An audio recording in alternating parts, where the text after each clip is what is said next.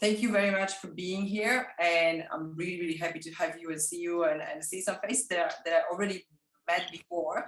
And we were changing some systems. That means please check the chat. There is a sales training workbook. You don't need to look at the workbook too much. I'm trying to have this very interactive, really want to do a little bit of work together, really want to communicate, really want to have this open, for questions and discussions, and doing a little bit of role plays and see how we actually can change what we can do in our sales space. And also we will have some breakout rooms. You can really do a little bit of networking, and you can actually learn some skills in the room, and we will share with the room. That is, I really hope that everybody's open to share and have this and take this as a friendly environment, because we are here all to learn new stuff. I'm sure I will learn something from you guys as well. And yeah, it will be nice, because when people share, other people learn from experience and from different perspectives. That means let's keep that in mind.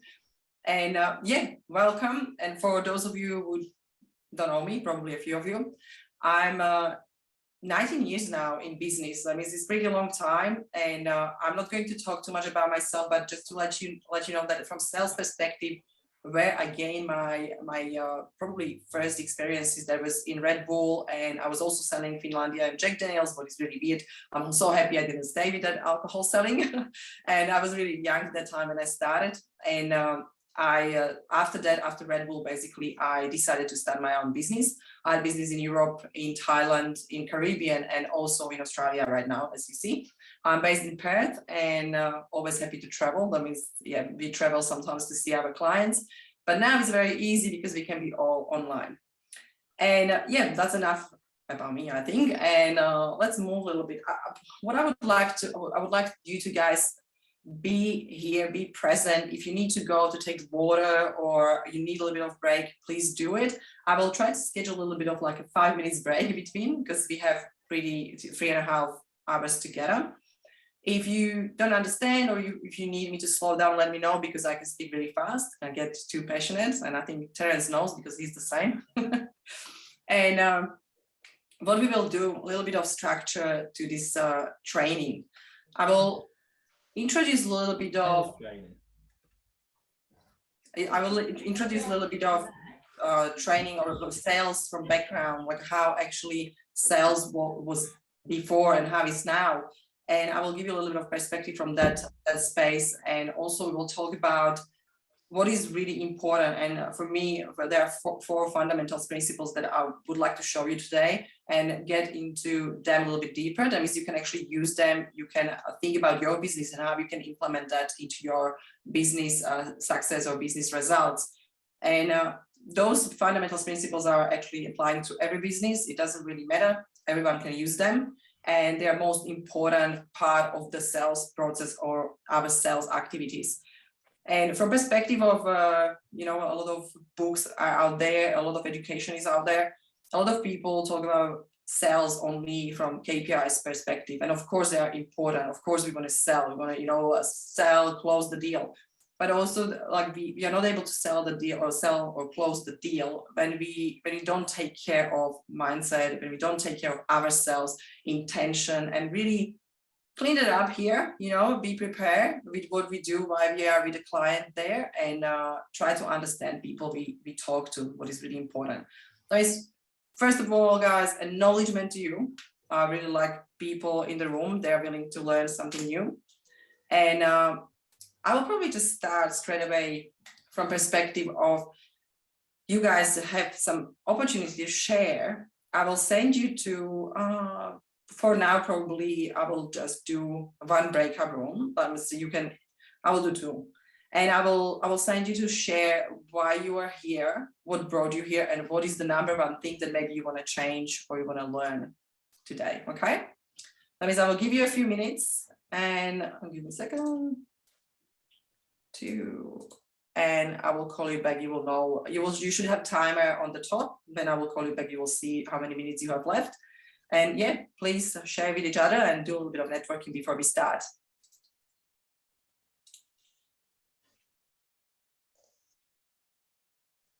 That's nice. Okay, so I can. Okay, that means what we will start. We have some people logging in, that means don't worry. And let's start then. I would like to ask you guys to share, because that will be really great and will give me a little bit of insights. What is the major thing, like what brought you here, and what is the one thing maybe you want to change or learn? If you can share with us, that will be great. It will give us a little bit of idea where we're heading. What's the start? Yeah. Yeah, start. Let's go. Look, I was just saying to Tim that we got cut off. that when I met you 2 weeks ago, when you were talking about, you know, what are your mindset, beliefs, what do you think about sales? And our sales is exhausting, it's tiring, it's painful, it's frustrating. And well, these are your beliefs, and if you have these beliefs, how are you ever gonna sell better? And for me, that resonated a lot. Yeah. And what I'm here for partly is just to connect with you again, but also to work on those beliefs. Great. No, that's great. Absolutely great. And honestly, I didn't have any idea when I started sales that there is anything around beliefs. Nobody pointed out on that. I mean, it's really good that it was something that that is something that you want to change. So that's great. Thank you for sharing. Anyone else would like to share? Just feel free to jump in, guys. It's not a big room yet. That is, yeah, we can have Greg. You have something, I'm sure. Yeah.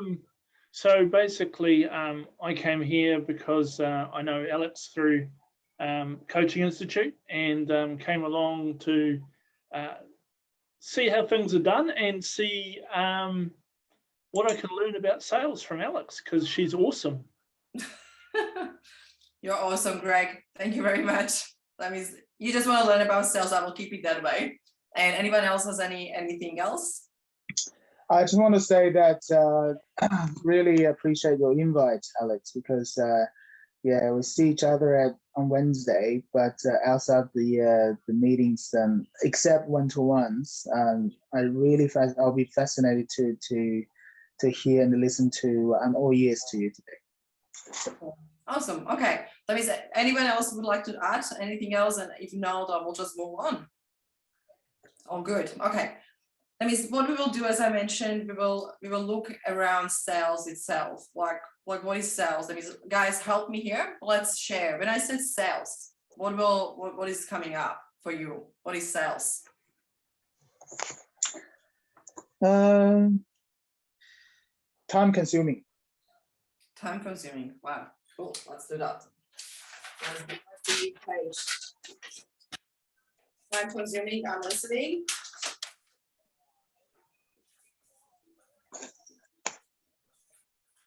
Experiences.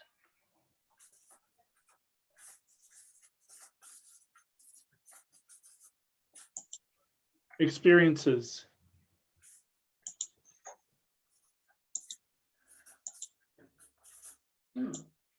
Anyone else? That's pretty good. Experiences, yeah. Trust. Trust. Pressure. Oh, sorry, what was that? Pressure. Pressure. Pressure. Yeah, got it. Any other word connected with sales? Hi, Mirashi. Nice to see you. Hello, nice to see you too. Sorry, I missed the timing. Oh, all good, all good. You're here.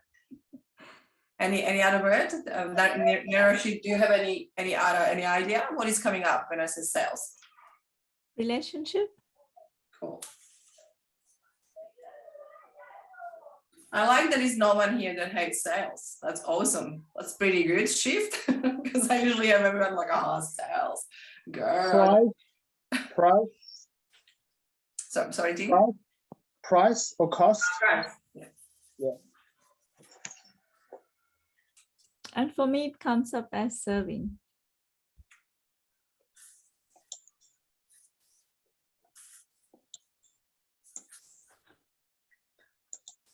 Hesitation. I think, guys, you have pretty positive outcome or outlook on sales.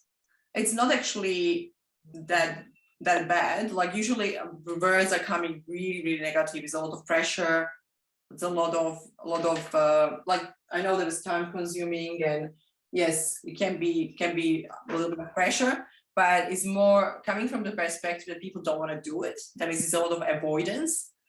Did anyone actually have feeling of anything about your business, right? Like you have your business, and how often you close the deal? Are you doing that every day or every week at least? Is anyone here to doing the closing the deal every week? Okay, cool.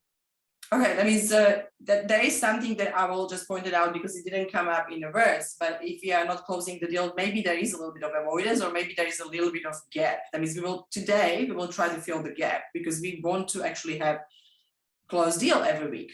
Why not? Like it's Thursday, and I think I am to do just the 4th deal this week, what is really amazing. And I had amazing connections, and these things can work for you, and I really want you to experience that because it's such a great feeling when you have Thursday and you can be like, yes, I don't need to work tomorrow, I still have to, I'm going to meetings, I'm not going to cancel everyone, but it's great feeling to have that you don't need to, you can go to the meetings tomorrow and you don't have any pressure, you don't have any feeling that you need to close. It's just basically, let's do just friendships tomorrow. So it's really nice to have that, business that you can actually plug in or plug out from the sales and tell yourself, okay, I have a little bit of time. I don't need to actually think about sales. That means I want you to really experience that in business. And what I will do from that perspective, like basically time consuming, and yes, a little bit of pressure. A lot of people have pressure when they're in conversation of sales, that directly closing the deal. It's a little bit uncomfortable, and some people don't know how to ask for money or how to ask to close the deal. And that's the major thing, that sometimes we do all that work before and sometimes we just don't ask. That means there's a few things we do, and we will just change the habits today a little bit. That means from perspective of sales, guys, I think Terence and David, you listened to that when I was a little bit talking about it. We have 1995, okay? We are 1995 year when we have this amazing, really not that amazing, give me a second, experience in sales when we are coming and walking into the, like say, car sales.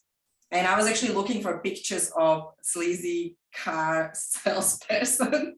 And you can't imagine what you can find online, okay? There was exactly the picture of the person that is pushy and is trying to push you like, hey, you need to do this sales, like you need to do this, you need to do that, and sign this, and not asking you no questions. And it's really pushy, and his boss coming in and trying to block the doors and trying to tell you with body language, no, you're not leaving, you're actually going to buy the car today.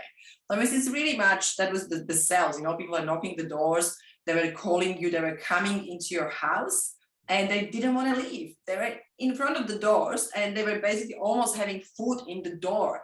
Like, no, you're going to listen to me, what I have to tell you. And that was that sleazy sales. And what happened for a few of us, probably not for young people, I'm sure Emma maybe didn't even know in 1995, but in 2022, when you're walking into beautiful car sales shop, like you have really nice music, you have atmosphere, you have nice vibes, when people are not pushing you, people coming around, asking you what you want, how you want to use your car, really taking care of you. They really, really create the experience for you as a customer. And they create everything so nicely that it's actually easy to make decision. It's really, and you actually want to buy something because you feel great. And today, 2022 is all about that. It's about creating that atmosphere. It's creating the nice feeling. It's creating always that experience that people know there is help coming. This is the person I can rely on. This is the person that really has my back. This is the person that will never push me to something that I don't want or I don't need. This is the person that is trying to sell me something that will really help me.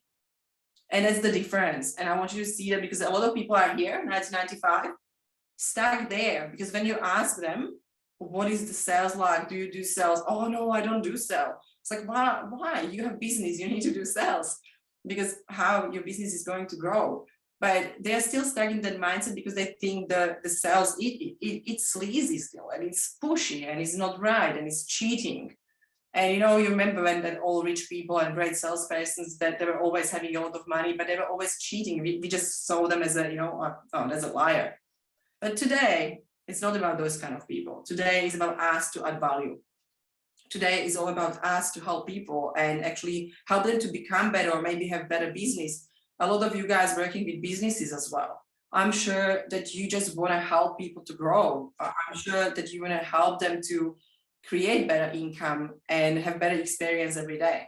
So, I mean, that's what it sells this time. And I want you to really go into that mindset, like, okay, it's all about value. It's all about my customer. It's all about my clients. Does that resonate? Do you feel better about sales? Like when you think about 2022? I can see a few people like doing this, like, yeah, actually, yeah, I was in 1995 before. Yeah, that means it's all about adding value. And a lot of people don't have any sales process or sales structure, or they don't even know how to start with sales. Anyone here, but I know I asked about the closing the deal, but anyone here has clear kind of follow-up process or steps they do every day or every second day for sales and prospecting?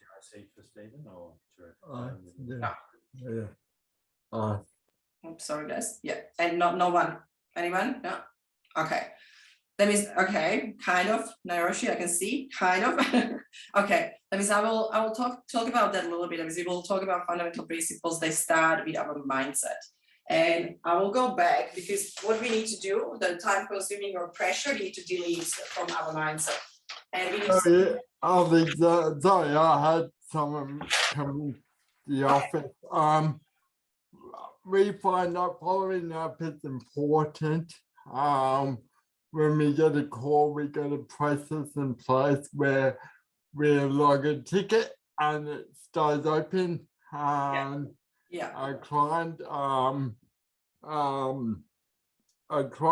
if it's a ticket, we'll give them a call, follow them up, and Cool. probably about 90% of the time, Yeah. it lands into a sale. Yeah, thank you very much, Cameron, for sharing. And that's great. Like I can see you have process. Cameron is already 16 years in business and he's very successful. He's running business in Perth, CBD. So it's really nice to see like there is some process. And today we will talk about also a little bit different structure and process. I will explain a little bit more. That means from perspective of when I was talking about 1995 and 2022, I want you to start to think about sales from mindset perspective. That means what is important when you think about sales, like is your belief about yourself, believe about your product or service you're offering, and believe that directly that sales, that is exchange of value, can happen because you know you're adding value to your client. That means there has to be strong belief about that. And if you don't have belief about your product or service and you don't believe that is helping, that will be the first thing that needs to change. Is everyone here quite clear and happy with what you're offering, or do you feel like you adding value? You know, and 100% know that you're going to help your clients. Everybody is clear on that, yeah? Awesome, that's really good start. And for those of you who came later, please just check the chat. There is a sales workbook. If you can just download it. You don't need to open it now, but just to have an idea that is there, and we will probably just run through the questions. Can you see that, Emma? No? Okay. I think, Alex, we can't see the previous. No, really.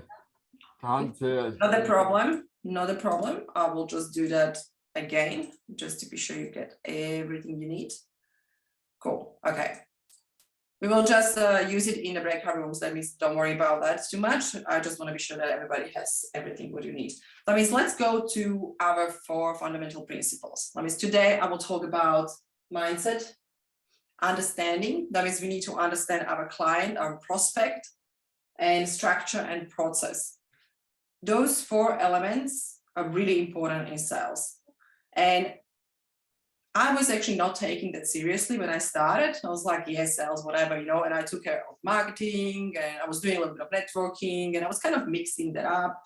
And I didn't realize that I don't have actually process and I don't have actually structure because I just do converse with people and I like to chat. Sometimes I had great chat, but it was nothing, you know, nothing that will be structured chat. and it will be a little bit of with intention of achieve the result. I mean, it was nothing there, and I started to test a few different things, and what actually changed my sales and created a momentum, and actually what happened in my business, like it's growing and it's not stopping, and I'm now like, oh my god, just pause for a second. Like that can happen, and it's just actually changing those 4 things.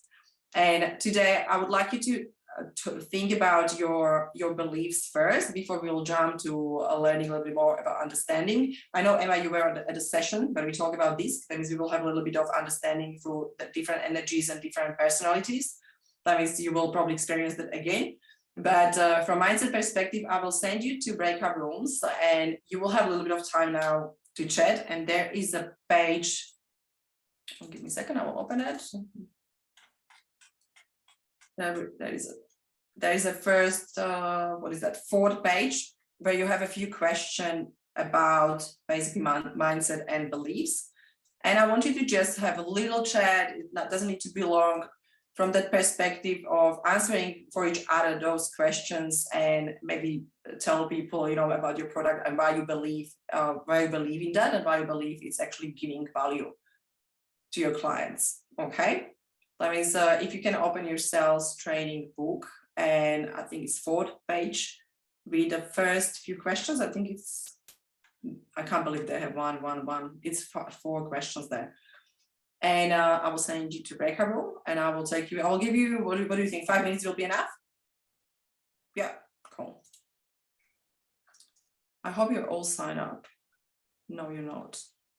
Recreate.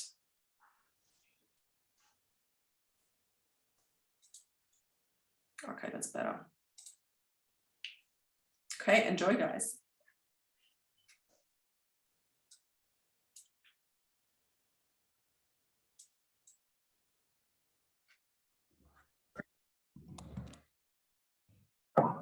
It looks like you warm up, guys. Didn't want to come back. Yeah, no, we didn't want to go. We were having a really deep discussion.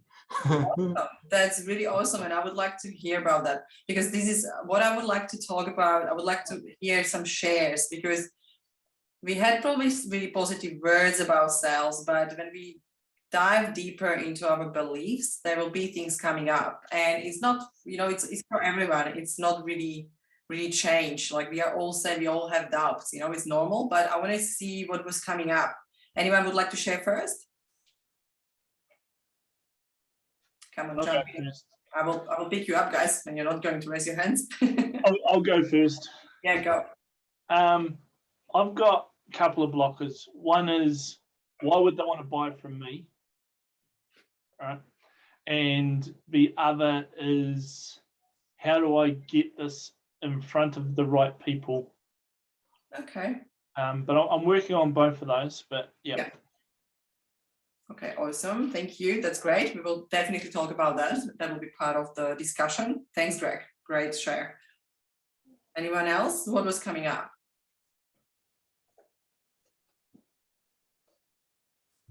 Time. Yes, go someone. David or Cameron? That was someone. Time. So because you're busy, because you're busy in other areas, you kind of don't have time to go back to your new clients and follow up with them. Okay, it's more like really creating that process with follow-up and taking care of customers and taking care of them a little bit deeper on more personal level. Yeah, well, like things get in the way and we can't go back, or we get lack of resources to follow up. Cool. Thank you for sharing. And Leo or someone else was jumping in. Yeah, the thing about sales having a kind of negative meaning came up, and also like it being kind of an emotional thing, like you've got something that you want them to have, but and that's kind of hard. Like when you leave it up to them, and they're not going to take you up on it they're left to their own devices. Is that something that I'm just trying to understand? As you said, there is a little bit of negativity connected with that, and it's some kind of emotions. That means you have feeling that like you can't create that emotion, or you're not able. Like, is that what you try to say, or I understand correctly? Because I'm not sure. Or just that I guess it was two separate things. All right. There. Cool. That means that emotionally connect them with that reason to actually understand that is something that you actually selling them is going to solve their problem. Like They're connected, and the emotion does, play a role in. yes. Yeah. Awesome, guys. This is really helpful because we can talk about things that are directly impacting you. This is no point for me to present something and go without sharing what you actually need to hear. That means more you share, more we're going to help each other. Thank you very much for this. This is great because this is giving us a little bit of baseline. First of all, when you talk about, I think there is not like a lack of resources. From perspective of small business, I know, Cameron, probably you have a lot of work. Also, you are longer in business, and it creates a little bit of pressure. That means I will always remember. I will remind people to remember that sales is number one, because without sales, our business is not going to grow. That means anything that is happening from perspective of lack of resources, let's have a look on that. Or if it's process that can be fixed, or we can hire someone, or we can maybe delegate a little bit of work. Like I had conversation with my clients last week, and basically we realized that there were business partners reacting in a market on calls and queries, and it was all the time like emails coming in, and I was like, you can't be personal assistant for yourself in your business. You need to move away from that space and really try to hire someone, because it's also cheaper to hire someone from perspective of admin, give them a little bit of work and create that resource, because you need to have the time to take care of your clients. Like I always say that the sales and taking care of clients is the first and most important thing in our business, because it's our reputation. That means there will be probably something I will have a look with Cameron anyway. We have session. I will have a look on that, because that's really important to take away a little bit of work, delegate as much as you can. But people are scared to let go of. That means that is something that we always have a look like, okay, what is the tiny bit of work that you can let go of and just give it to someone? And people start to feel like, oh, I have a lot of time now. Like the guys, they hire some, they had already a lady, she was working within the office, and she just took care of the emails, and they were already after being like, oh my God, like I have so much time. Like this is amazing, and we can actually work strategically on our business. That means the point is there, like we really want to work strategically on our business. That means the small task and admin should be delegated. That means that's something I will always have a look, because that shouldn't stop us to do or create the sales, because we want to create sales.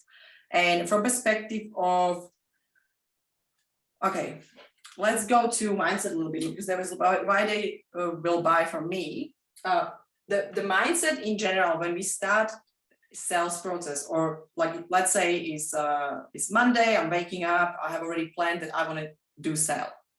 I mean, first thing what I will always remind people is intentions. If we start sales process in mind with wrong intentions, it will feel like who's going to buy from me. Does that feel right, Greg? Because we going to the sales from the start, I need to make money. No. It's not about that, because when we're coming from perspective or intention, I just want to make money, we will probably try to sell, we will be pushing, we will be 1995 basically.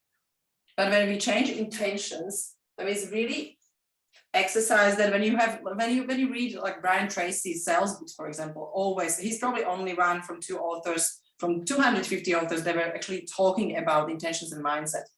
That means really think about that. What is my intention today? What am I going to do here? And forget about just selling because you need money, because that's not right intention. I mean, start to think about that, like, okay, today I want to help at least one person. Today, I want to really show people and help them to better understand my product, let's say, or better understand their journey, how actually my program or my stuff can impact them, their life. Really start to paint picture for people. I was using intentions just to create connections, just to create relationships. That was for when I started sales and I didn't know how to do it. I was like, you know what, I can't sell because when I'm thinking about money, I'm not making sales. That means I get back to intention. I was thinking, okay, today I have networking, I have cold calling, and I have cold emailing. Let's just connect. Let's see if I can have great conversation, at least with 1 or 2 people.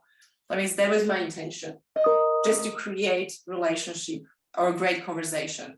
Of course, you're not going to be friendly with everyone, but relationship in this perspective doesn't mean that you need to create, you know, like if we are best friends, yay, let's go for lunch. It's more about respect, it's trust. That means friendship or relationship from that perspective. We try to have conversation with person that is respecting us, we respecting the person. We value each other, and we can see we are on the same level, you know, we can actually talk about same topics. So we are looking for that. Like that changed my business from sales perspective. That's where we start with mindset, we start with intentions. If your intentions are great and helping people, you will make a sales, you will close the deal. Now, beliefs, you are working on beliefs. Now there is a little bit of like a negative, if anything negative, because what we do, we are usually coming from a fight and flight mode to everything what is new for us. If we are not great in sales yet, we coming, you know, from like, oh, it's stressful, oh, this is uncomfortable, this is something new. That means now our brain is operating from, like it's increasing cortisol levels and is operating from stress mode. That means we are not going to use our potential to have conversation. That's why what I said when we started to talk about beliefs, really start to think about, okay, would I buy for myself because I believe my stuff will help person? Did actually what I'm selling help me? Yes, my stuff helped me so much. I overcame all traumas. I overcame my super down in business and everywhere. When I'm thinking about life, that was my bottom. I hit the bottom. All those things, purpose, beliefs, intentions, help me to wake up from the ground and actually start to walk again.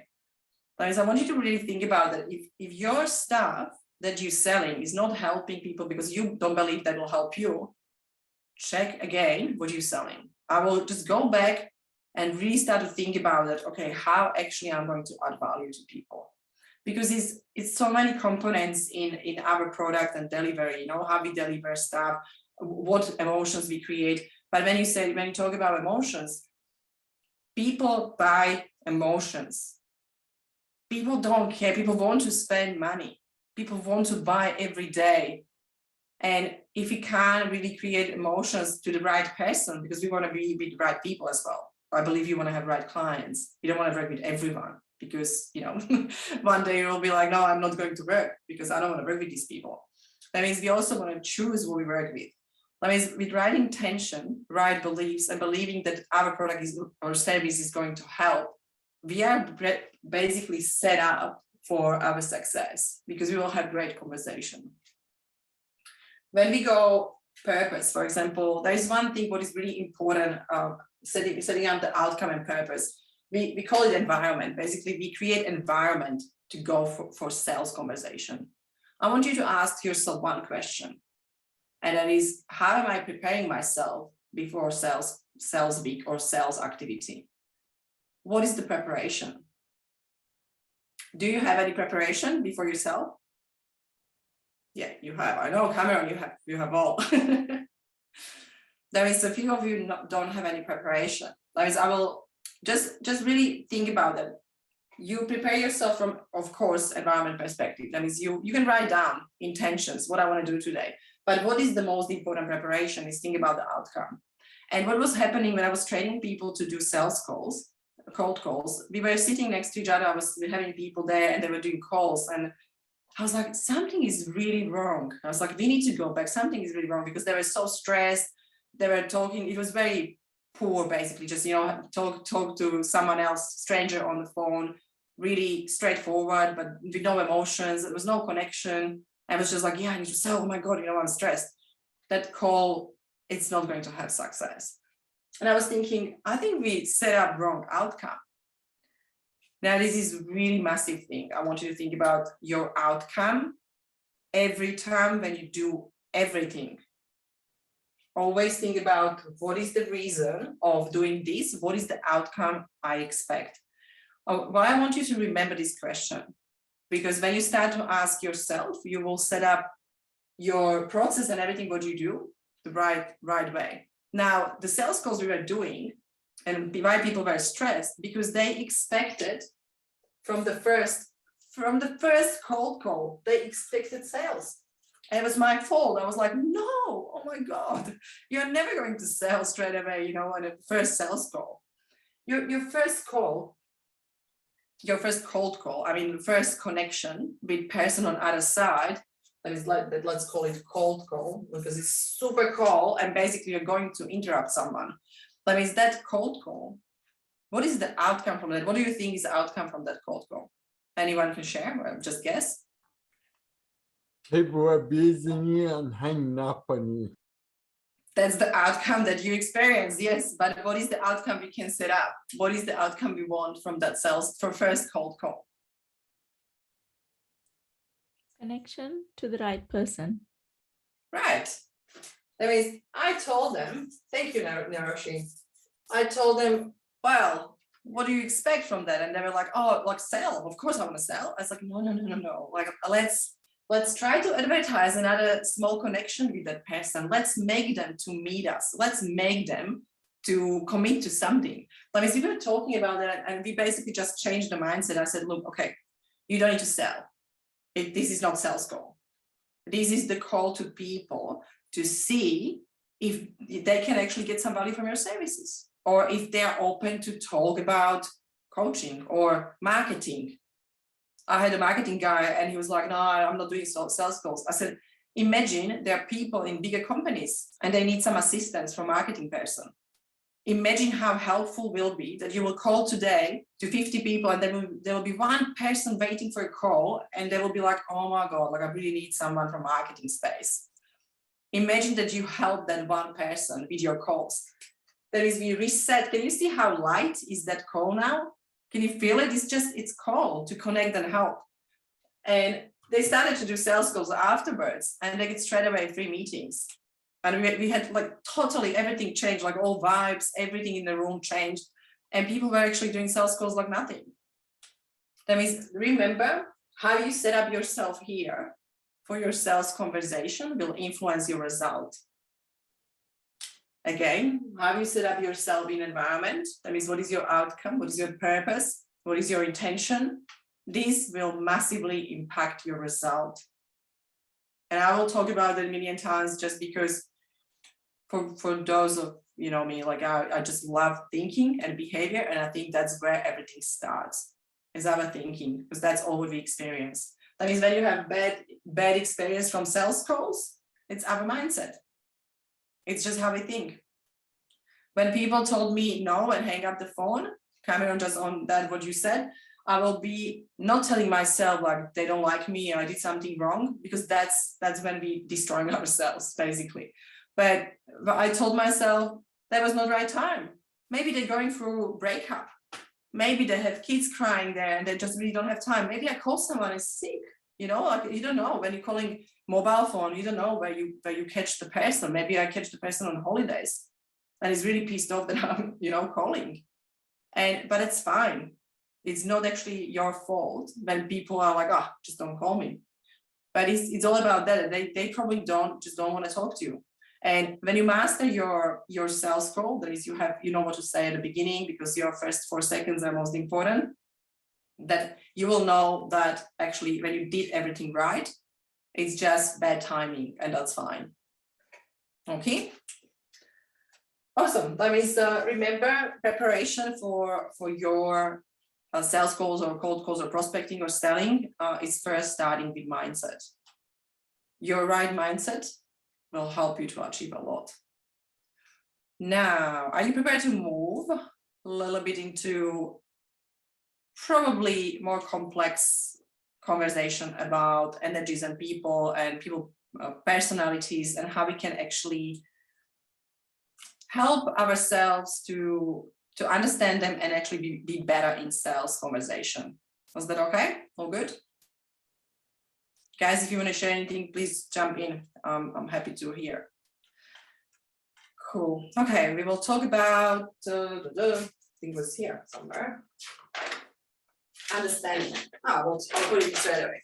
Okay, what we do, basically, I'm always trying to explain people there are 4 different basic personalities or energies. There is much more, you can go into more details. There is a lot of things that can happen from a perspective of knowing other person or knowing what they want. But this is just the start. I'm sure that a few of you maybe already heard about DISC profiling. Anyone here? No. Okay. Yeah, guys, I know you for sure. That means basically what is DISC is it's kind of identifying people where they're coming from, if they are more, for example, masculine or feminine energy, because we know that we have both of them inside. And those 4 different energies are actually, or type or archetypes, are showing us how people make decisions. That means what we need to know: how people buy, how people listen, what people wants to hear, what people wants me to do, you know, and we had a really great conversations. We had a little bit of role plays this week, and it was really fun because you can see what is the difference between 2 different energies and how massive gap is between them. But we will do that a little bit today.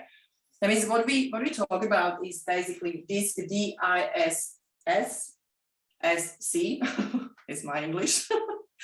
Dominant energy. Now we will have basically those 2. If you want to draw it, you can draw basically big cross on your page, and I will try to explain from that perspective, and you can make some notes if you want. That means C and D is here on top, and S and I is on the bottom. Is this way because those energies up are more masculine and they're more goal oriented. When you're going down to S and I, they are more feminine energies, and they are more people oriented, I will say. That means it's more about people and fun, or more about taking care of people. And C and D don't get that much. It's all about, for C, it's all about data. For D, it's all about vision, you know, and big picture thinking. That means it's how we basically talk. And what does that mean in conversation? I will try to give you some examples.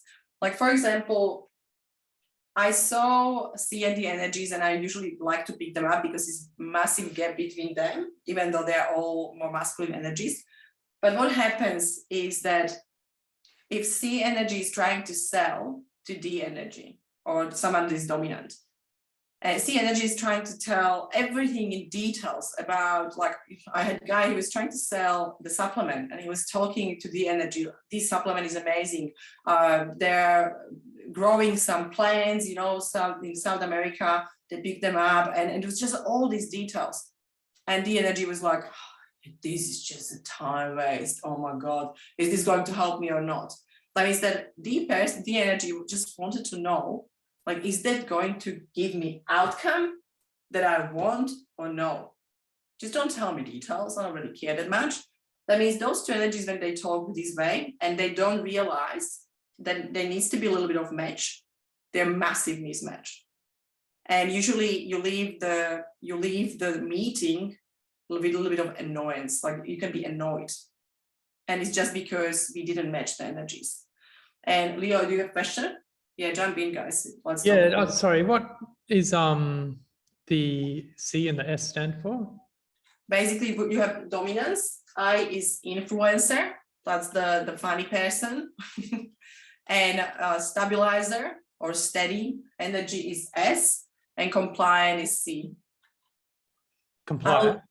Yeah, and I think compliant. And I think you have that also in your sales book, on your workbook. That means what I will do, I will send you to breakout room to actually read through those 4, because I want you to really think about what is your energy, and you will share that with me when you will come back. But you have your, I think, what pages are there? Let's check that. Page 4? 6, or it's just me? It might be 6 actually. Yeah, it's 5, should be just explaining DISC, and you have 6, 7, 8, 9. You have basically each page for each energy.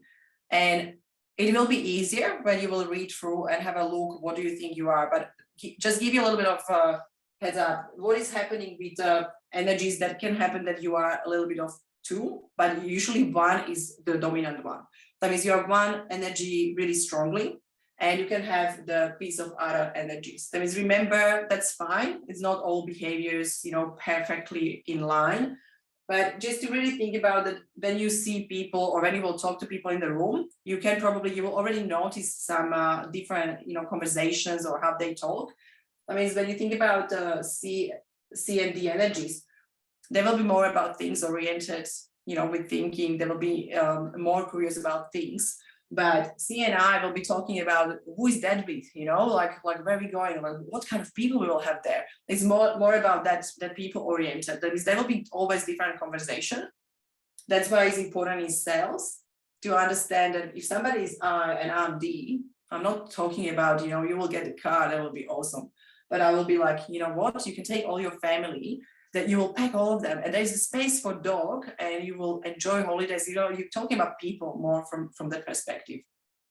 Or, you know, like who else has the car like that? You know, you talk about people because they want to be influencers. They want to know, like, oh, that person, oh my gosh, that famous person has the same car. I'm buying it. So it's a few different things that we can actually influence person in front of us. Now, it's not for the reason of cheating, it's for reason of when you know that you can help because your intentions are right, because we are doing ethical sales. But as we really focus on people that we are sure we can help, that's when we really need to have the skill to sell, right? That means it's not that we are going to cheat like, hey, I know what energy you are, I'm going to sell you everything. I will give you space. Do you have any questions before you go to breakout room? All good. That means I will just let you go and read it and talk about it and really think about it out loud with each other, help each other if you need help. If you need my help, just jump out from the room and you can go back afterwards. That means let's pick up what kind of energy you are and let's meet up in a few minutes here back. I will try to create different, and maybe I will do, I'm just trying to mix the rooms. Recreate. Let's try what will happen. Okay, enjoy, guys.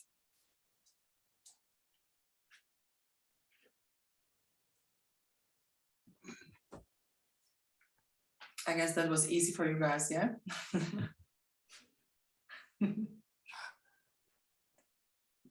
Emma, what you are? D. C, sorry. Definitely not D. C. Cameron? I would say more towards, I like to feel like I'm a bit dominant, D. Cool, okay. Leo, what is your type of energy? Well, I didn't really have much time to kind of study them all, but I thought influence jumped out for me. Okay. Terence? High influence, high steadiness or structure. Yeah. What was that? S? IS, high IS. S. David? Probably D and I.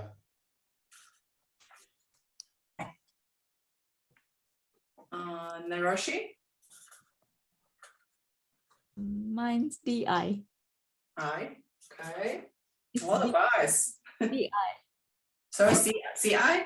D. DI. Okay. DI. Sorry, didn't hear that one. DI. Greg? IS. IS. Andre, if you're here? A DI. DI. Okay. Guys, just one question before we dive into that. I just want to be sure that you have a break. Do you need 5 minutes to grab a water or do anything? Yeah, I could disappear. Yes, for a minute. please. That'd be great. Okay, let's do 5 minutes, okay? That means 3:15, I will be back. Cool, Thank you. no worries. Guys, we have 3:16, let's start. And I will let other guys join soon, but from perspective of, okay, we now know a little bit about this. We will train that a little bit in next few minutes and hours, but are you happy to go into another chunk a little bit and learn something like a little bit more, and after that we will train that all together? I know it will be probably a big part, but are you okay with that? Cool, okay. I guess other guys are saying yes. let's pretend. Cool, okay, when you're thinking from perspective, like we have now, we a little bit took care of mindset. That means we will know when we prepare ourselves, we will check on intentions and beliefs and our outcome we want from the activity we do. Now, the second thing will be start to understand people that are in front of us. That means we will really dive into listening and trying to know what actually they're saying, what type of energy they are. That means when we have conversation, we don't focus really on sales, we focus on people. That's why this is really important. But another part of that will be going into a little bit of structure where we will talk about a few different things. Hey PK, how are you? And we will talk about structure from perspective. What do you think you need to take care of first? I will just mute you a little bit. And what do you need to take care of first when you think about to actually have really valuable conversation with the person in front of you? Does anyone know what is the first thing would you try to do? Build rapport. Yeah, look at her. Okay, now anyone here would like to share? What do you think it is? Or Emma, you can actually add on that. What is rapport? It's I guess it's a lot of things. It's that initial connection that you create with a person. I mean, some people think it's talking about the weather, but it's just like finding that thing that you can relate the other person with, and then everything, the barriers start to break down. Awesome. Anyone else? Let's share a little bit. I'm sure Greg and PK. Sorry, you're muted. Sorry, try that again. Perhaps rapport is the feeling of being in sync with the other person. Really well said.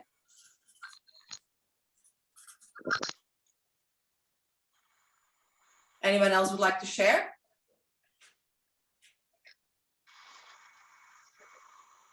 Let's have a look on rapport from perspective of how we can actually create, because this is the most important part. If you take care of rapport with a person in front of you, you probably can have amazing conversation and you can go even deeper. You know, you don't need to stay on that, like Emma said, you know, talking about weather, because that's probably not going to be very useful conversation.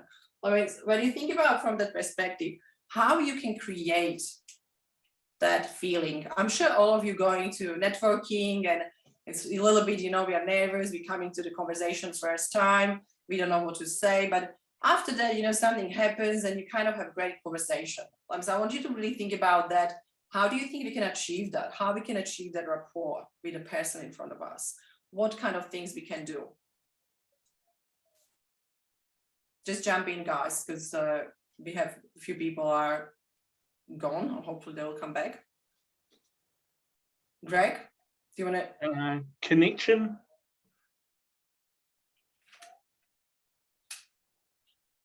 Are you there? Yeah, connection. Connection, but how you created connection? Mirroring. Okay, good. Matching.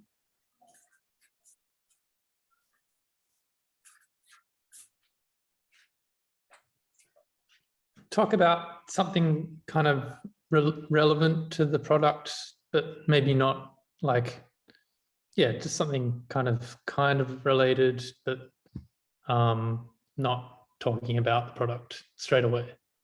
Not that means not talking about product, of course. Yeah, when we create rapport, we creating connection on a human level.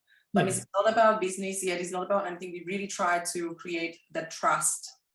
Yeah, that means not jumping to the not like we all probably think the same way. That is not product yet.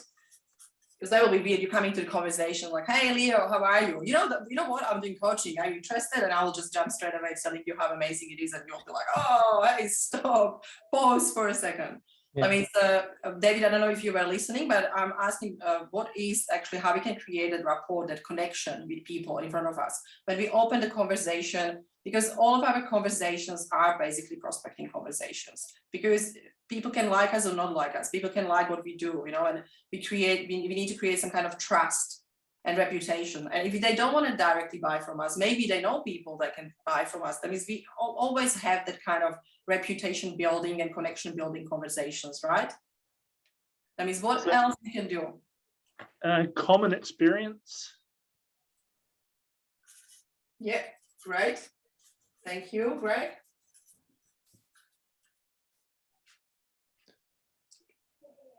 Oh, very quiet. I think I shouldn't send you for a break, yeah? Probably some food, yeah. And anyway, there's a few different things. And why I'm talking about that, because I don't want to just send you and we will start to exercise these kind of energies, but I really want you to start to think about that human connections can be, like, we can actually build up that connection through different things. Like, for example, when we talk about eye energies, you know, that will be probably great to say something funny a little bit, you know, or like use a little bit of humor. Like, that's really great, and it's connecting. And I'm sure you have a lot of opportunities or maybe experience from networking that, you know, when somebody is very funny and you have fun conversation, you just want to talk to them again. Yes, PK, I saw your hands up. You're on mute again, PK.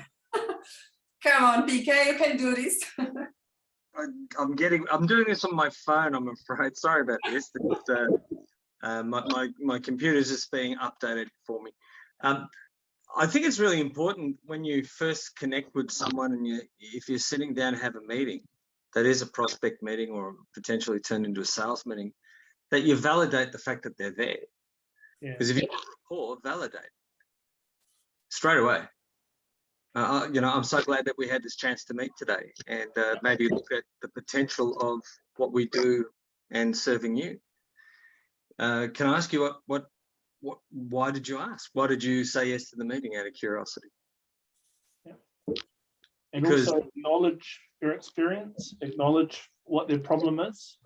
Yeah, absolutely. Well, we haven't got there yet, but I don't know how fast you were, Greg, but I'm not that quick. But certainly to build rapport, it's acknowledging that the fact that we're here together, that they have an interest to change something, and I'd like to know what that is. I'm curious. And so our opportunity to be curious with them. I think there's also a fine line as well where you want to be, like you said, you want to be genuine and you want to be able to build a rapport.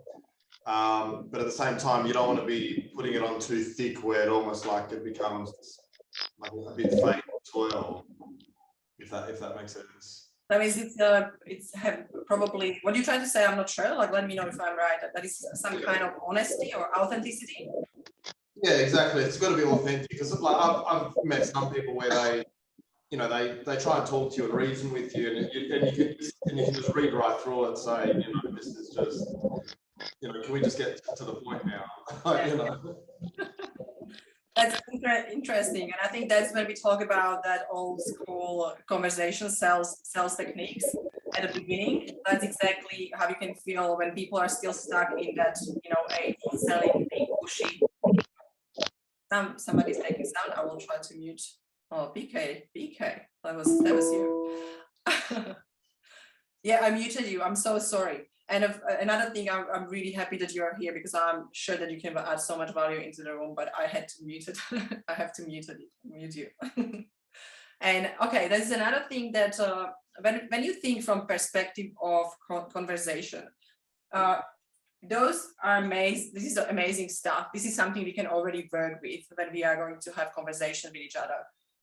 But also from perspective of when you think about the other person, how amazing it is when you're talking to someone and actually is genuinely interested in actually your life, not only, you know, work, but is asking about things genuinely. Just maybe they do it because of, you know, finding the common ground, but it doesn't really matter. If someone is really interested in what is going on in your life, it feels good, yeah. That means why we create the rapport, I'm sure that you now can see it, is actually make someone else very comfortable with us. That means we're creating that connection that people can open up and can talk to us, right? And there's a lot of different things. If from perspective of matching and mirroring what Greg said, I would like to just chat with that a little bit, because I don't think everyone is familiar with that, but would you like me to just tell you what it is? Do you know what it is, matching and mirroring? Anyone here? Cool. That means I don't see a reaction, that I'm not sure if everyone is aware of that, but basically what does that mean is when you sit with a person, for example, this person in front of you, that we try to match the energy, for example. That means, again, when we will talk about this, and we will actually do a little bit of role plays, we need to kind of understand where is the energy level of the other person as well, or we can move similar way. That's making actually people comfortable. I mean, it's kind of we mirror like the body language. And I'm not sure if you're aware, but there's one thing that really stood up for me when I was learning about communication. Did you know what is the percentage of actually influence we have with words versus body language and tonality? Anyone wants to guess? 80% body language? Yeah, it's around 78. Yeah, it's definitely. That means body language and tonality is influencing people the most. Sometimes really, when you have, there was the saying, you know, it doesn't matter what you say, but how you say it. It is so important what energy we bring, what intention, what we do, how we do it. I mean, remember that is something that we try to measure when we talk to people, right? And okay, another step in conversation is qualifying. I want you to remember that structure a little bit, and what will be most important, we will focus on rapport, because we probably don't have a chance to exercise everything, but let's start with something. Qualifying. When you're thinking about qualifying, how you can qualify a person, or what does that mean? I can see, guys, you're having fun. Okay, let's share. What do you think is qualifying? How you can qualify the person? They're qualified until they unqualify themselves. You're qualifying them for what? The person is qualified until they unqualify themselves. Ah, okay, interesting. I like that. That is basically from that perspective, we don't want to later on in conversation, we don't want to just, like when I said at the beginning, when I come to conversation like, hey, I'm coach, hey, you need to buy it will be very awkward. And also, if you don't ask the right questions, it will be very awkward to tell you, like, you know what, actually I want to offer you something. They'll be like, hey, I didn't even ask, and you don't even know about my business. That means basically qualifying is learn real open questions. This is a very important part from perspective of a lot of people asking questions like, hey, have you been yesterday somewhere, or did you have breakfast? And that's answer is yes or no. But what we try to do when we ask question, and people sometimes don't want to really talk a lot about themselves, but how we can help them to open up is when I start question like, tell me something about your work, or tell me about your something you would like to share, or tell me about your vision, or what is your goal, you know, in 5-10 years, or maybe even in 12 months. And when they stop telling you, you can go deeper and say, tell me more. That's the magic. Honestly, just that words is really magic when you think about how to take people a little bit deeper.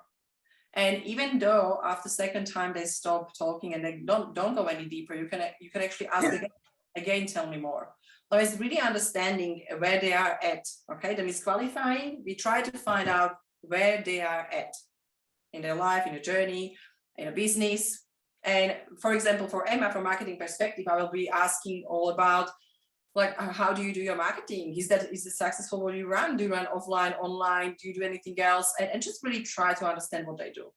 I mean, now when she knows a lot about what I do, she can start to ask questions. And what do you think about, like, did you try this, you know, XYZ? Did you try something new? Or did you hear about 2022 is bringing this new marketing strategy? Did you hear about that? That means we can start to really really start to qualify them in that space of, you know, where they are at, where they want to go. Can I actually assist them with something? Can I actually help them to achieve their goal? Are they really open to talk about even my services? That means that way we avoid to go to the next step, and that's present. And they're not going to be surprised because we ask them a lot of questions. That means we kind of can present. I'm not talking that we present straight away proposal like, hey, this is my offer. It's present is more present the ideas.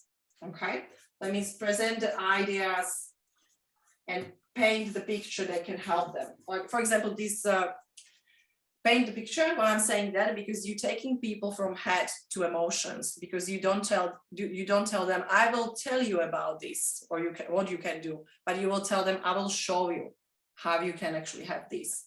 That means when you use the word show, it will take them to the heart and emotions a little bit quicker.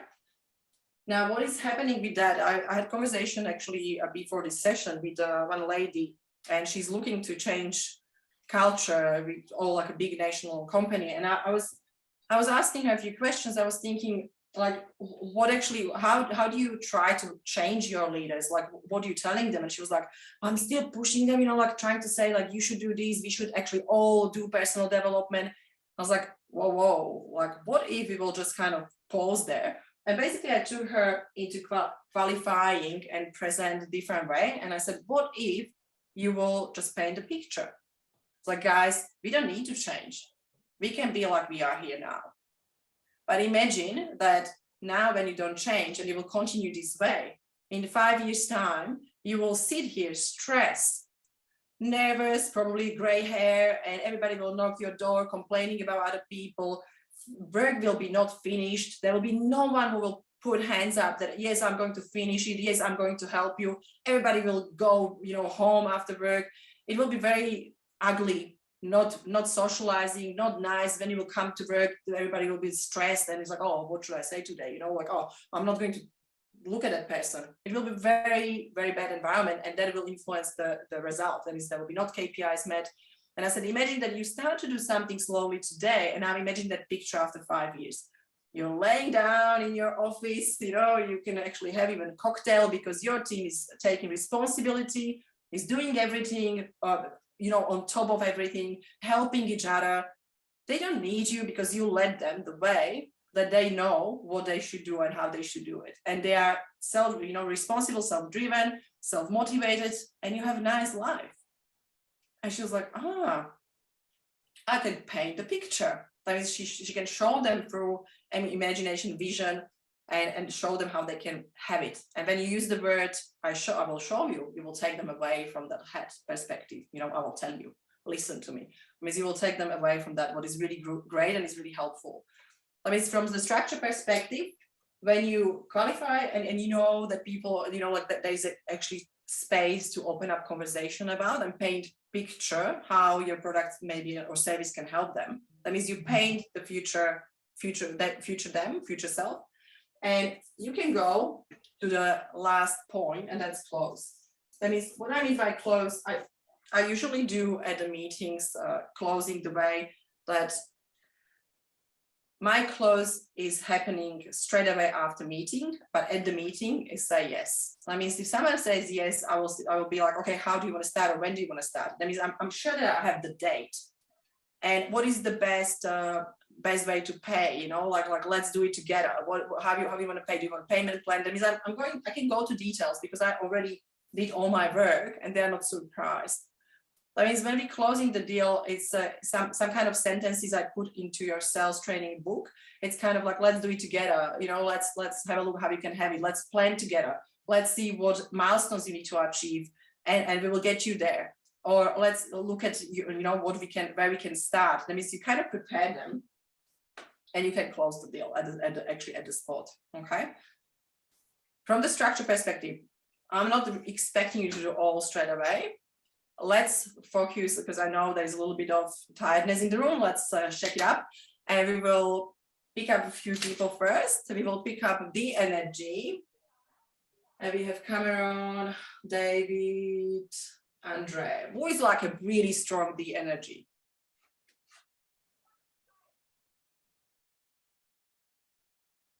I'm looking at you guys.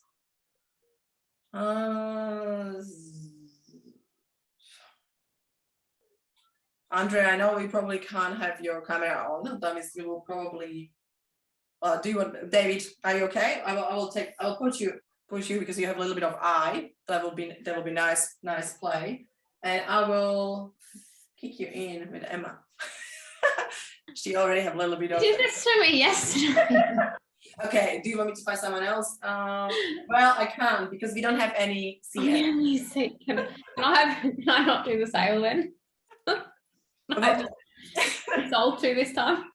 Yeah, basically what we will do, first of all, guys, this is something that will help everyone, okay? This will be fun. I want you all guys here. I want you to go from the space of being present, support these two people in the room. They're going to help us to learn. I want you to come from space of understanding, no judgment, really enjoy what they do, because this is really terrifying for everyone, to be in that space. That means I want you to really acknowledge that. It's really I really appreciate it because I know you will do it, guys, and you're amazing. And we will really come from perspective of observing, what was happening regarding of energies and stuff. Look, these guys have fun. That is what we will do, guys. Emma and David, I don't mind if you want to pick up your product or service, but you will role play. We will start with, you can do your scissors stuff, and you can start. You can decide who is going to start. Emma can do that. I'll be the customer. Emma. Okay, we will exchange after. Don't worry. what we will do, guys, I really want you to focus on, we will observe what is happening with energies. Okay, that means you can make notes, really understand if you can see any gap, or when you can see something they did really well, there was great sentence, she was trying to match that, or David, because she will be the person that's going to sell. That means it's on her, but after that it will be on David. That means we will really have a look how that is playing around our conversations. I want you to really just get feeling of that, okay? No judgment, just really, really get into that and really enjoy that. Do you want me to, sorry. Do you want us to really hone in on our particular styles so that everyone can see the differences, or do you want us to? Yes, I want you to be yourself. Okay. And if you want, in the middle of that, if you want to start to match and try to actually change that, it's great because we will notice that. That means do your style, okay? Be your energy, be C, you David, be your D. But I will let you do that because we will be the people here. We need to notice when it happens, or when you say the sentence and you try to match his energy. That means just really play that. And from perspective of structure, if you feel like you prepare and you want to try something, we will talk about that because it's a lot of information. That means let's try it. And guys, please, the best thing probably for you guys will be turn off our cameras. That means, are you okay with that? And we will give you the space. That means you don't need to see everyone's face. That is not going to interrupt you. And when they will finish, I will just jump in and probably pause you, okay? That means don't worry, just give yourself time. Don't be under pressure. I know. Have we met each other, or is this a second meeting, or where are we at the start? Okay, let's do that. Let's say that already David told you he wants to catch up. That means he kind of has a little bit of interest probably because he wants to catch up. Maybe he wants to catch up because you're looking good, or maybe he wants to catch up because he wants to know about your products. You don't know that yet, okay? That means let's take it from that perspective. That is your after prospecting or after networking, you have first meeting. Mm-hmm. That means let's figure it out. He will play around, if he's interested or not, we will see. That means let's try to figure it. It's the first meeting, but you already have conversation somewhere. Okay. Cool. Okay. Awesome, guys. There is you turn off your cameras and let's give them space. Enjoy. Let me just change the view of this so that. Sorry, I'm just trying to bring up your view, David, so I can actually see you properly, but I don't think it's going to work. Okay, that's fine. We'll just leave it at that. All right, ready? All right, let's give it a crack. I'm not sure what part we're doing, but that's you got the easy job. Cool. Hey, Dave, it's really nice to see you again. Did you have any trouble getting here? Yeah, not really. I just clicked on Zoom and here I am. Oh, lovely. So we're doing it by Zoom. Excellent. Yeah, so it was great to meet you the other night, and thanks for reaching out. That and I'm glad you've made the time today. Thank you so much. I just yeah, I mean, what have you been up to since the last event? Yeah, just general life things, just work's keeping busy, and just trying to get on top of all of that. And yeah, it's a bit hard to make some time, but yeah, I'm here. How about yourself? Yeah, same, just keeping busy, working, and doing my video production, as we talked about the other day. But thank you so much for making time. I'll try not to keep you here for too long. Let me know if you need to go. No, that's okay, that's fine. How's your video production going? Is that coming along better? Fantastic. I've got such great clients, and we create such amazing things, and it's a great expression of who they are, and yeah, we love it. It's so creative. So what about yourself? What's been happening in your business? Yeah, well, everything's sort of all over the place at the moment. So I've got some projects that are already on site, some are in the early stages. So it's just just trying to keep on top of everything. I think what piqued my interest was when you mentioned that you do videos. Just sort of how, if that's possible what sort of videos you do, and if that can meld with what I do architecturally as well. Do you do those sort of videos, or what sort of actual videos do you do? Yeah, of course. Well, mainly in the marketing space. So I guess to give you a better idea, can you tell me a little bit more about what you're actually looking to create, or what your issue is at the moment? Yeah, when you see houses that are built, they've been built and they're finished, and then you'll see those sort of the way they film them, almost like a sales video where they just show little glimpses, little highlights. Maybe someone's talking over it in the background, or they might I don't know whether you would need an interview with the owners or what they think. Maybe that's going too far, but yeah, just sort of maybe how you got a 3D animation video, which I do, but one in the real life.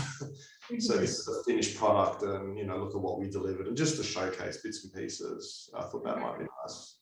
Yeah, no, that sounds good. Sounds like more of a marketing kind of advertising style video. Where do you plan on putting, where do you want to put the video? Who's your target audience, I guess, for this particular thing? At this point, I have no idea. It's just all very new to me, so I'm just finding my feet with it. Because I know, early on in the design phase, it's very important to convey what you're doing, and a lot of people can't read plans or even 2D images. They struggle. So that's sort of used on the website or general, social media advertising type stuff. But then, I've seen other predominant builders and stuff like that, they sort of then have the finished product where, again, a photo can only tell so many words. A moving image, which gives a bit more height, dimension and space, can maybe help to give the wow factor.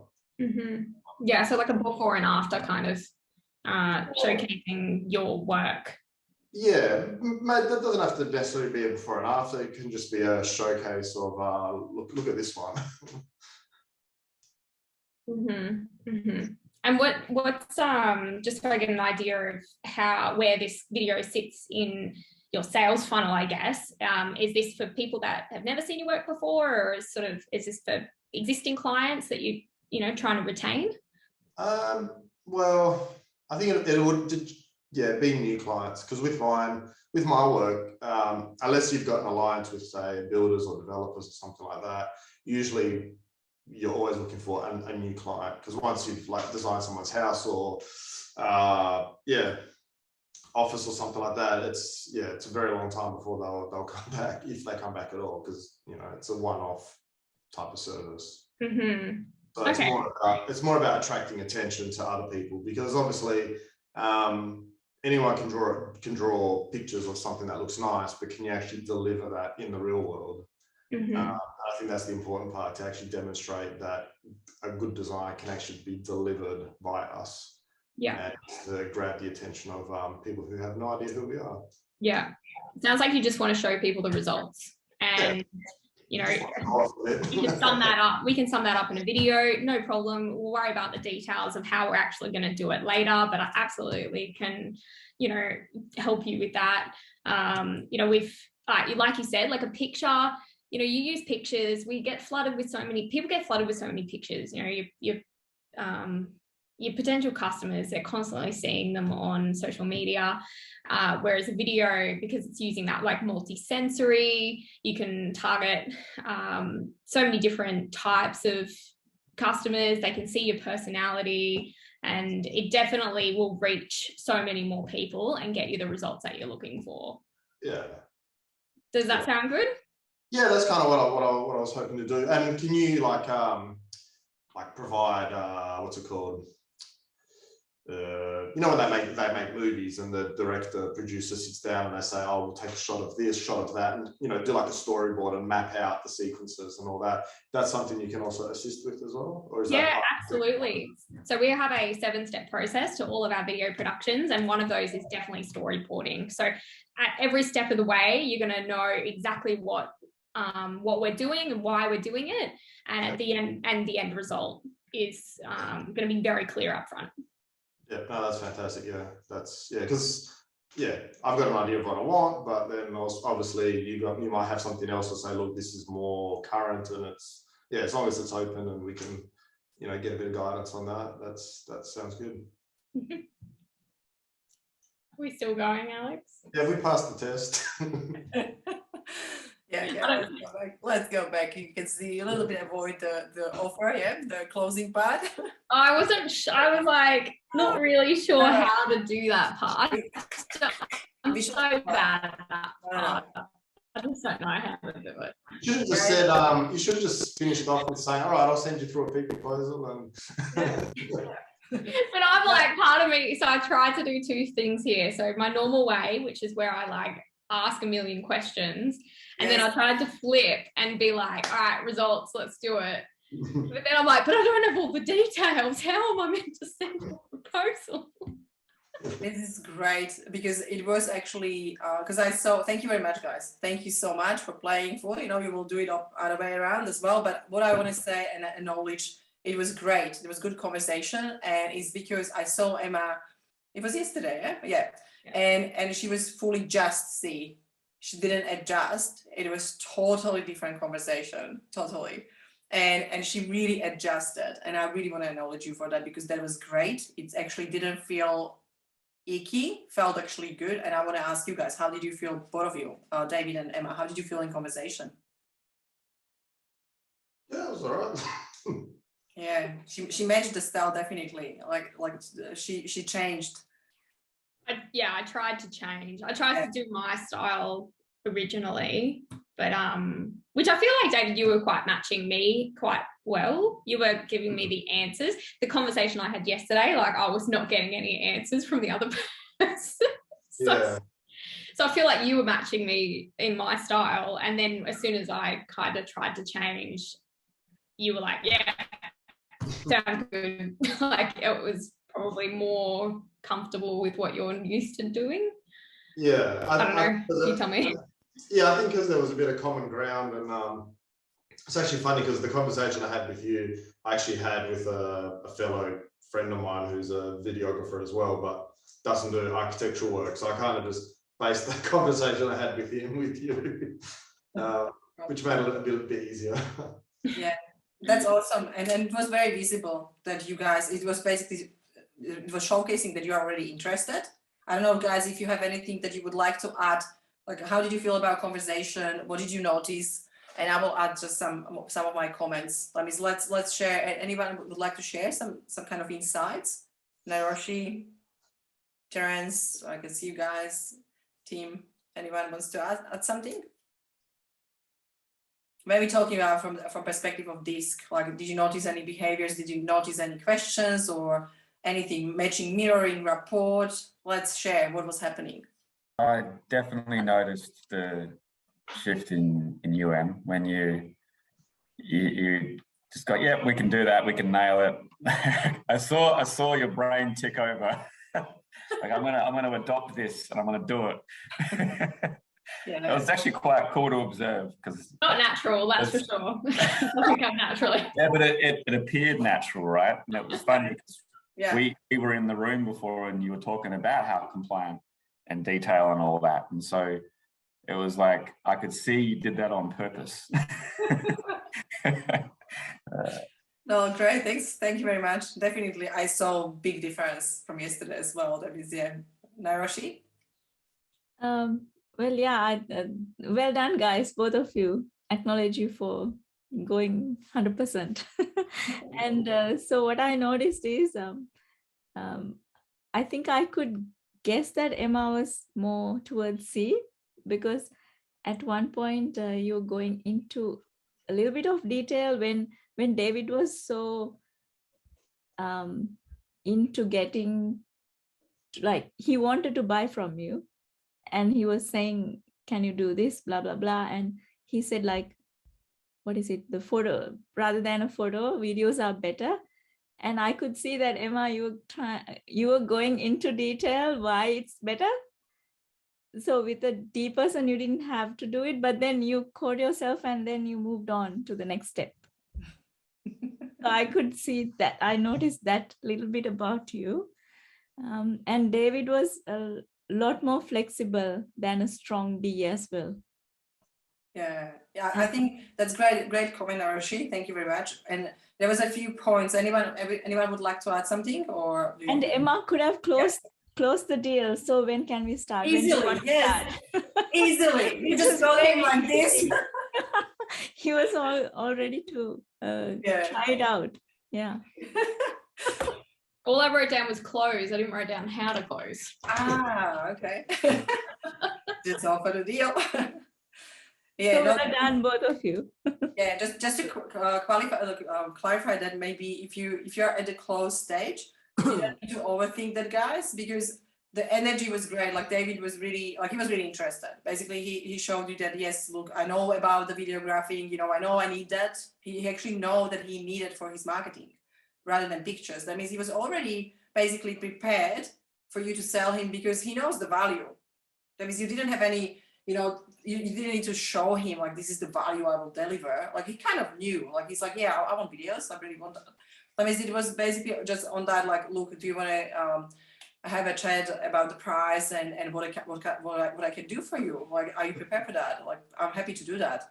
And he will be probably like, oh, yeah, okay, like, let's have a look. How much is your production, or how much time it will take, you know, and probably he will ask some questions or some details. But the thing is that you did a really good job. Like, I saw very much like a big shift from the C energy to D to his level. You really match and mirror. Like, it was really nice flow, guys, in the conversation. I think like my comment as well, obviously, as a potential customer, is everyone out there can do a job. Everyone can, you know, negotiate fees. The bit that I look for when I engage with anyone is their knowledge. How knowledgeable are they? And does their services match the level of knowledge that I'm looking for? So especially as, you know, being an architect, you're trying to achieve certain things. There's an aesthetic value. That's what you're looking for. And as soon as you jumped in and you said, oh, we have a 7-stage process, everything's mapped out, we work with you, you know exactly what's happening along the way. That was the bit that I was like, okay, I could work with this person. Yeah. You know, it was that bit that got me across the line. You know? Okay. I will give you just like a little bit of insight, David, because you have a lot from C energy as well. Because from experience regarding architects and accountants, like people that really work, you know, like with structure and really clear understanding what they do, like you need to be, you know, it needs to be perfectly done from your case, that you are a really detailed person. I mean, from my perspective, when I saw you guys, I had feeling more that actually is more CC energy. Just to see just to share what I observed, because you were actually interested in details. And I know you actually reacted when she said 7 step. I was like, oh, he likes that. That's weird, because you shouldn't like it as a D energy. You will be like, oh, whatever, just do it. I mean, you showcased a little bit of D when you said like she was trying to find out what you actually want to achieve with videos. And you said like, I just want to show them that that's us, you know, just like a showcase. Like you were very clear, it's just kind of presentation. That was all what you wanted. And I think you pause yourself there and you didn't ask for more details because you realize like, okay, you just want to look good. Okay, let's do that. Well, just nice video. So it was really nice have you matched that as well. But I think you have a little bit of C energy. It was much easier because you like the details. That means you probably will have good conversation, sales conversation. Yeah. I have a question then is, like, if someone was really interested in what you're selling and, you know, they didn't care about the details, like for me, it feels unnatural to just be like, all right, let's talk about price. Let's go in. Let's skip all this other stuff. Is that what you do? For you, you need to be very clear on what is qualifying the client. That means, for example, for me, I will need to understand the problem. That means when you talk, you don't ask them what is your problem. You just really have conversation. That means during the report and qualifying, when I ask a few different questions about life, what they want to achieve, I kind of can observe and ask questions that will lead them to tell me what is the problem. Or you will see that they will say that if you will ask them, tell me more, they will tell you more and they will come to the problem. That means you will understand what they want to solve or what they're looking for in their vision, you know, what they want to achieve. Now, when I know that, I have a little bit of qualifier there. That means I will try to understand what they are looking for or what they are looking for really to solve or what solution, or, you know, like trying to understand if there is personality match. Because if there is, like, I can tell after a few minutes when I'm with a person, like, this will be the trouble, I don't want to work with this person. And, you know, I will rather take that person and say, look, I know I can probably help, but I think there is a much better person to help you. And I will probably send them to, let's say, Greg or someone else, you know, who is actually matched with that personality. That means it's all about that, like to really, you need to feel good with the person you're going to help. Imagine that you will work with someone for the next few months and you will don't like that person. That means it's not about money. The major thing is you need to see if they like you, you like them. And you see that in conversation. For me, that's the major qualifier. If they like me, I can tell straight away, I don't need to really present too much, or I can close the deal. I can say, you know what, if you actually want to help, I can help you. Do you want to start with planning session? Do you want to start with something else? Do you want to start with introduction session or maybe some diagnostic? Are you prepared to do it? I'm happy to do that with you. It's actually no brainer, but you need to know all that before. And usually the person, when they feel that you're a good match, they will say yes, because it's all about that. You know, like I want to have an architect that I trust that they can do the work. If they know they can do the work, they will showcase that. But I also want, you know, to have a great conversation with David. If I will be like, oh my God, I can't see this guy, like it's no point, because I need to meet you. I'll probably need to, you know, go through the house, everything in details, their personal details, what I want to have in the house, how I want to have it, why I want to have it that way. That means you open up to person that you like. You're not going to work with someone you don't like. And it's like with us as well. It's like it's a relationship that could span 2 years, 3 years. Yes. It's not a a 1 month process. So it's like if you don't get along, you're not going to enjoy the next 2 years. Yes, exactly. No, that's so true. And that's when I'm talking about this part, for example, when I'm with people with sales or when we talk about mindset or intentions, you should think about third sales from today's sales. That means you're actually talking to person, not just sell them today. You're talking about already, you're thinking about the third, fifth sales because you want to be with that person. Because you want to, you know that you can be part of their journey, let's say, or you can help them with different business when they open up different business, but you know that you're a match, you can actually work together. Imagine that you're going to the company and you have a team of people that you can't stand, like 5 of them. It will be really bad, and you're not leaving because of the salary, you're not leaving because of something else, you will leave because of people. That means remember, all sales is actually about personality match. It's about us being a great match for each other. That's why we are learning, you know, to ask the right questions and match the energies, because when you understand that you can match the energy, you can see it's not anymore that person that is annoying you, who is talking about the big vision and you can't stand it because you don't understand because you are C energy, but it's because you are different energies. That means you can pack that up and you can say, it's just the energy, I can match the energy, but the person is not going to annoy me because I can still help him or help her. That means it's us to learn all these small things, how to do rapport and how to actually create that, you know, understanding about a person is actually really helpful for other people. If you don't have that skill in 2022, when we can't understand, it will actually stop ourselves, because today sales is about relationships. is about, you know, I can't imagine to work with someone that I know I just charge. I was like, yeah, I get my money, you know, like, yes, cool. And now the person will leave and I won't be sleeping if I know that I didn't do my job. I called my clients last week and I told them, you're not coming to sessions, you're not booking sessions with me and you're paying me. I said, I don't want to do this. I told them I don't want your money. If you're not going to the session, it's no point because I'm not influencing your life. I'm not influencing your business and you're paying me for nothing. And I feel really awkward about it. I really honestly couldn't sleep because I hate it. And they were like, oh, okay. And they booked the session. So I mean, it's all about that, we're creating relationship and you can create it actually through the conversation. And Emma, when they, I don't know if I'm answering your question, but basically when you have that great rapport and feeling that, you know what, this is the right person, I really want to try to work with them because this will be worth it. And when you have that intention and really feel like this is it, then it's easy to just say, well, you know what, let's try it, let's do it. And you will see, look, if you don't like it, you can leave the contract anytime. That's what I do with clients. I don't tell them they need to stay for 12 months. Like, what if something, you know, happened and they just realize, like, you know what, you're actually not matched for me. That's fine. Just leave. I mean, it's all about that. Like, when you qualify people, they will stay forever with you. Like, they will stay happy and they will be happy working with you. That means close the deal is the easiest part because usually the person in front of you will do it for you. Because David was already there, like he was, you know, he would be closing the deal. Like if the conversation will probably continue, you will have the deal. I mean, it's all about that. And he was prepared to buy, and it's, you know, it's all intention and mindset. And you had great match. I mean, yeah. Is that something that answers your question, or do you need more about that?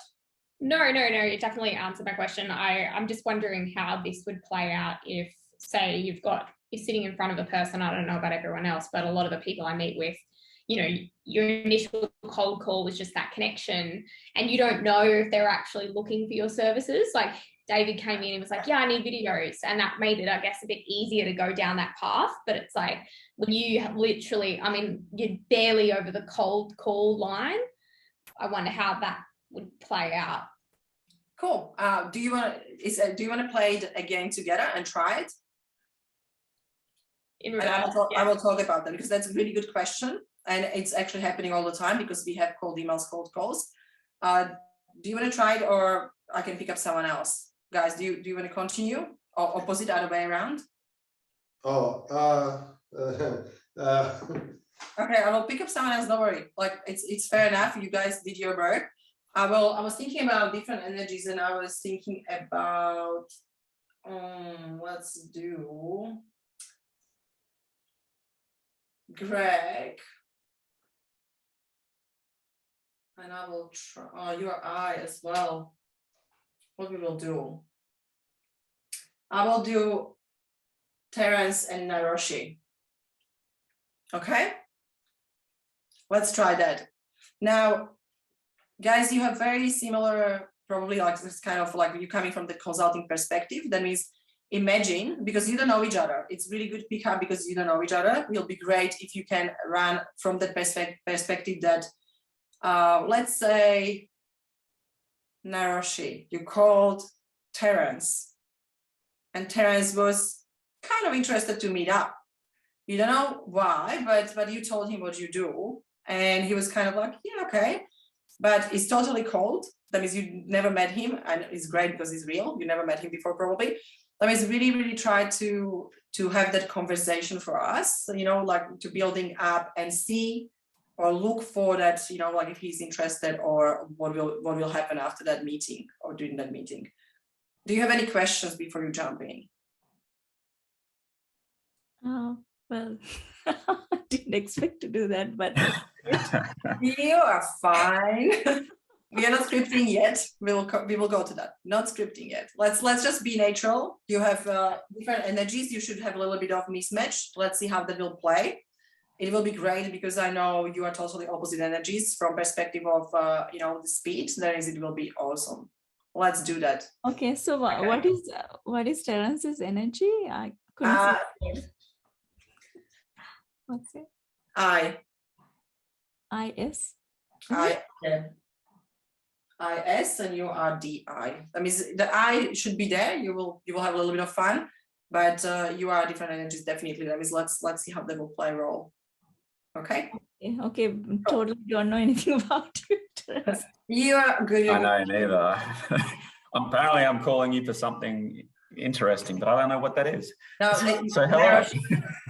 Yeah, Nairoshi is doing cold calls, and you said yes. Let me say, she cold call you, and she was telling like, "Hey, Terence, I'm so and so and so, and I would like to, if you're interested in this kind of topics or services, I would love to maybe meet up for 20 minutes with you, like if you're fine and all." But you were like, "Yeah, let's meet up." Now is your meeting. Okay. Okay. Okay. Cool. So Terence, you are meeting a leadership coach, okay? A business leadership coach. And I don't know your business either. I work with neurofeedback as a bit of a counselor. Okay. Yeah. Okay, so I'm meeting a business coach. Hello, business coach. Okay, so let's do this. I'm trying to move where I can see. Okay, so we are just moving, meeting on Zoom or? Yeah, sure. Let's just call this a Zoom. Let's just keep it as natural as we can. Okay, sure. So how are you today, Terence? Getting a little bit tired, actually. It's been a long day. Started at 5. How about you? Yeah, it's been a busy day. So why did you mention it's tiring? Did you had a lot of work from the morning? Yeah, just getting up early and starting the day, trying to hit all my priorities early on, and then just been working from 8:45 since, and so ready to get home and relax. Yeah, it's good busy, so that's good. Oh, it's great to have a full schedule. Absolutely. Yeah. Yeah. But sometimes it catches up to you. Yes, yeah. And I really appreciate you making the time to meet up today. So Oh, thanks. It's great to cross paths again. I was very interested the other day when we spoke, and interested to see what you do, and if that more about what you do, and if there's a corollary or a crossover for us. Yeah, absolutely. So tell me a bit about your business. What do you do? Well, I work with neurofeedback. It's a technology that can help people with stress and overwhelm. And I act as a facilitator and a bit of a coach or counselor, depending on who comes in and what their primary problem is. If it's stress and overwhelm, then I'm just providing support. Sometimes they want peak performance, focus and concentration. Other times they just want just a little bit of life support and someone to listen or talk to. And so that's what I do. And it's very satisfying work. Yeah. Yeah, that's amazing. That's awesome. So, and so what kind of a coach are you? What do you do with your clients primarily? So I help my clients really clarify who they want to be and where they see their business in a few years' time, and how to really map their path to get there. So, okay. So it is about helping them change their thinking and helping them see any gaps that they've got in their thinking and their strengths, so that they can really visualize where they want to be, and also helping them understand how to get there by being that person who can hold that type of a business in a few years' time, and to live the lifestyle that they want. Okay. So you create visions and then strategies to achieve that vision? Yeah. So with my work with clients, I see that a lot of my clients are in the doing things, and they get done the day-to-day things. They do a lot of things, and sometimes they forget the big picture. Mm-hmm. And that's easy to do. When you're connected with your big picture, what do you really want to have in 5 years' time or 10 years' time, or even shorter period of time, 3 years? Where do you want to be in your business? And when they have that clarity, then they can create the right strategies for themselves where they can live each day going and progressing towards their final purpose. And that's where I come in, and so that's where I help them shape their thinking Mhm. to align with their purpose, and then derive their strategies according to that purpose. And how do you go about doing that? First, sit down with them and Of have a course. conversation. So, and so tell me a bit about your business. What are the challenges that you're facing?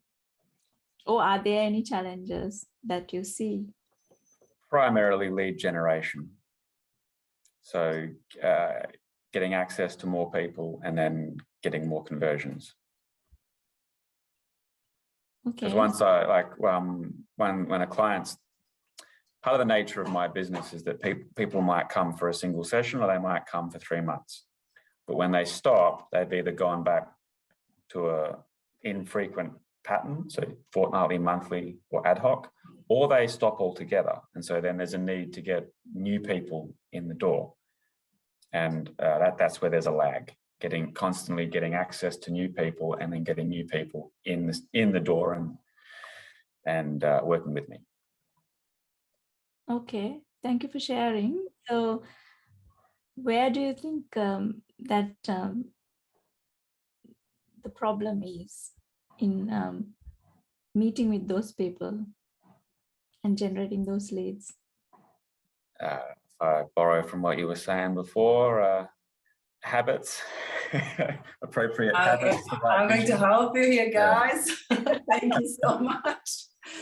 Guys, well, let's come back. Thank you so much for playing. I think it's time to observe and time to actually ask you guys first, Terence and Naroshi. Okay, Terence, how did you feel in the conversation? Look, it's natural enough.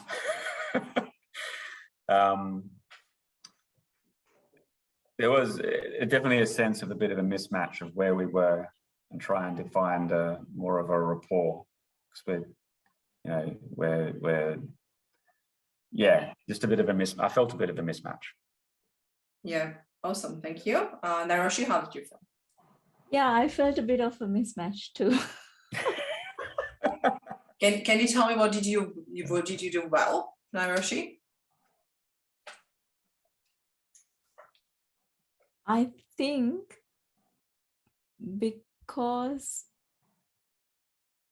the mismatch was because Terence is not my ideal client, because he's another mindset transformational coach, or like helping He's people transform absolutely- their thinking. He's absolutely your ideal client. You can see you started wrong here. So my mindset went, Yes. what do I mindset. do now? He's sort of a coach as well. Okay. Because I work with in my mind, it is like I hear what you're saying, Alex, because any client can be my client, but I had that block in my mindset first. Yeah, I didn't know where to navigate. Yeah, but this is perfect, Naroshi. Thank you very much for being honest and saying that, because this is really helpful. This is really helpful because what you basically show us from beginning, you already closed down opportunity straight away at the beginning. And it was going through all the session. Can you see that, guys? Yeah, like it was going through. Yeah. And to be honest, I do that. Yeah. That's awesome. That's great. Thank you for sharing. That's really awesome, guys. What did you see? Let's share, all of us. I want to hear some things when we're talking about the structure. We're talking about the energies mismatch and what was happening. If you can notice, like what was well, what was not going that well, what can be changed. Let's share. Someone? I just felt when Terence said that he was feeling tired, I kind of shut down a bit. I was like, the energy kind of sapped out of the conversation from there. I don't know if it was started from that point or before, but yeah. What What do you think, Leo, when you have someone in front of you actually and find a time, to be with you and sit with you, and they will say they're tired, what do you think will be great? Maybe say back something, or what will be great, to help them to actually feel better? I guess just kind of like to go with, I mean, Terence said after that, but he's like looking forward to like getting home and feeling relaxed. Like, I guess kind of focus on that and try to kind of increase the energy from that point onwards. Yeah, that's a great point, because Terence is our energy. That means he wants to have a little bit of fun. He was probably tired because he didn't have a lot of fun in work, right? That means that will be great just to really pick up on something, like, asking like, oh, what did you do during the weekend? Like, did you have fun? Did you do anything fun? Or what do you do for your hobbies? Or just really switch conversation to different level, because he was probably still in work. I was probably draining day. Yeah, that was great. Yeah, great pickup. Yeah, definitely something to change there, probably from us as a salesperson to really pick up on. That's really important. Anyone else would like to comment? And I think sorry, I was going to add to it. You're perfectly right, Leo, because when he said, when Terence said, I'm tired, and then in my mind, because I'm D, then why did you come and meet me now? Niroshi will work on this. Okay. Match, like it was like direct kind of. So my thinking went direct to then, what's the purpose? What's the outcome that you're looking for if you're tired and come into the meeting? Is that D coming through? So sorry, no. I'm just being plain honest. What's going on in my mind now? I'm trying to understand. No, that's great. I will actually add on something on that, but Greg would like to share. No, I think Cameron was trying to share first. I'll go next. Sorry, Greg, I jumped in. Go, Cameron. Yeah. I just felt that if someone started a conversation of, I'm feeling tired, it's like, don't bug me. I'm not interested, I don't really want to be here. And you gotta try and turn that around.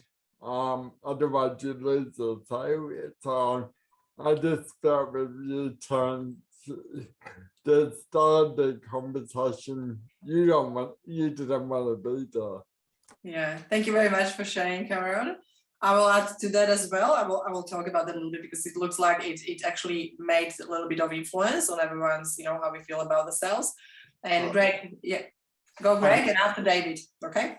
Okay, so for me, as soon as Niroshi said, why are you tired? That's a bad question. That was like a confronting thing back to Terence. Good pickup. You could see Terence take a double back on, I've told her I'm tired. Oh, great pickup. Yeah, that was absolutely great pickup. Yeah, and David.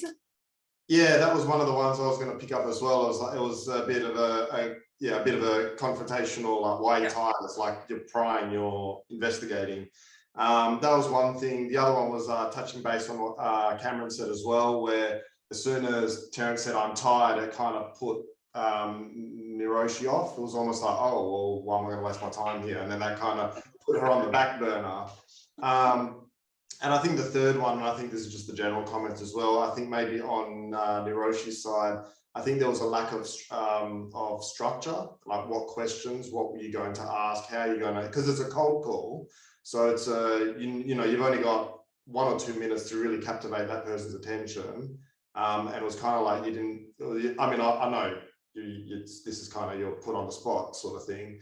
But yeah, it was just sort of having those targeted questions to get him involved in the phone call. Yeah, awesome. No, great points. Emma, do you have anything to add? Because I think you were only one that didn't come on, and I will just share a little bit. Well done, because I know how hard that is. So don't be too hard on yourself, because I think the more you do it, the better you get. That's for sure. But yeah, I think a surprise actually being a D, Niroshi, because I thought you'd be faster paced, but you're more slower paced. I don't know if that's your other thing your other style coming through, but and then Terence, I think was kind of hoping it would pick up the pace a bit. So that was maybe a mismatch in pacing. That's what I noticed. Yeah. Otherwise, well done. Yeah, no, that's great point. Like, guys, you have great pickups, okay? This is really great what was happening. And that's why sometimes it's better to have that challenging conversation. And I would love to do all of your, at least like a mini disc session. It's a profiling. It will take you only 8 minutes. I will give it to you afterwards and I can discuss with you, because I'm really curious, how did you actually really fit with what you think you are as an energy and what you really are? I mean, we will have a look. If you will be open to that, it will take you 8 minutes. It will be really short exercise. It will be, you can do it tomorrow. We don't need to do it today, but it's something that I would like to see what energy you are, guys, because there was a little bit of, I was expecting Naroshi as well, taking over a little bit from the deep perspective and taking over the conversation from perspective, like, you know, when you have someone tired, the energy will be like, well, actually, do you want to maybe reschedule the meeting? Or when you are already here, do you want to have it really great, you know, and fun? And do you want to have, like, you know, something that we will all gain from the meeting? Like, just really set up the meeting the way that you give option to person, you know what, if you want, we can pack it up, because I know you didn't know, you know, how your day will go, because we don't know, you know, when you have meeting at 5 p.m., you don't know what will happen during the day, and you may be tired. That means, you know, just to really check on the person, like, are you okay to continue, or do you want to just reschedule? Because I'm really happy, you know, whatever works for you. I think that's really good from us. It's coming as a carer, like we care about the person, because, you know, they happen to us sometimes, and we just, you know, we don't know how we'll feel after 8 hours in work, for example. But from perspective of us as a salesperson, yeah, great pickup on why. Greg, do you want to add something? It's just because Terence had I and S, right? So S is all about caring. So he was looking for some caring as well, and that didn't come. He would love that. I saw it. He was actually so disappointed. He was like, oh, you don't get it, I'm tired. Yeah, right? And tired, look what it did. It just sparked all this thought and challenges and things. I just thought I was having a yarn, but tired really set people off. Yeah, and it's interesting, and that's why, because we know that some words always put us off. Yep. What happened with Naroshi, exactly what you guys pointed out was great. Like the question why, it's really confronting. Never ask why. Because imagine if you have conversation with someone else, that's okay, Naroshi, this is training, this is our safe place. That's why we're doing that, because it's really important. It was like, it really put me off at the beginning, like when somebody says, like, comes to meet you and say they're tired, in my mind, it's like, did you really care? Kind of thing. So that's what came up, because if I'm tired, I wouldn't say I'm tired. Naroshi, I came for the meeting. I will put you here, because it's actually from perspective, and I will be in your seat, like when I will be there and I will be having someone tired. When I don't change it, like when I'm thinking like, oh, you don't care, that's my fault, because I'm doubting myself and I'm doubting that I can add value. That means it's all self-belief. This is showing us, just to let you know from perspective of, I can send you the sheets of belief shift, because you basically just realize, or maybe you know, that there is a little bit of lack of self-belief that you can actually help maybe, and you know, you can actually add value. Now, from perspective, when you're going to conversation, or when we go into sales conversation, we know we can add value. We just don't know if that is the, you know, right fit for us. That means when we are not sure, when the person doesn't need any help from us, of course, we don't need to add value, but we can add value different way. We can add value in conversation. We can add value to Terence, for example, making him feel a little bit better. We can ask him, oh, do you want to order a cocktail and have fun a little bit? You know, we can make jokes, because we want to make his day better. That means we still want to add value, because we want Terence to remember us. That means all where we are stuck here in conversation was, he said one word that puts you totally off of being that nice, warm, caring, funny, the energy. You know what I mean? Like you lost that because of one word. Imagine. Next time I want to stop a conversation, I'll just say I'm tired. But it's important. Honestly, this is really important realization, because we all have it. We all going through conversations, and some words triggers us. That is, something will trigger you, and you get stuck in mindset because somebody trigger your self-belief. Somebody trigger your you know, like, this is not going to happen. I mean, if someone is triggering you, don't let them. Put yourself together, just inhale and exhale, and ask him, is there anything I can do for you? Maybe, you know, do you want coffee? Whatever, you know, like think about that. Do you want Red Bull? That will be fun in the evening. You know, like you can really just try to make it lighter, because when somebody is tired and drained, imagine that you're just, at least you're working together here today. It's amazing. But imagine that you're 3 hours just looking at the screen. You'll be like, oh my God, I want to go home. That means we try to don't make people tired. That means we try to make it better, right? Yes, Greg? If you have any ideas, guys, jump in. Greg? I send my copy down the internet line, okay? I think so. Terence is also, I think, it's got a lot of kinesthetic in him, because he said a lot of things about feeling. Yeah. And I don't think Naroshi responded with feeling. Okay, that's another training, guys. This is big, but it's really good pickup. Now is we are visual, you know, we can be kinesthetic, we can be a lot of other things. I'm not going there because that will be just mixing up. But thank you, Greg. That's a really good point.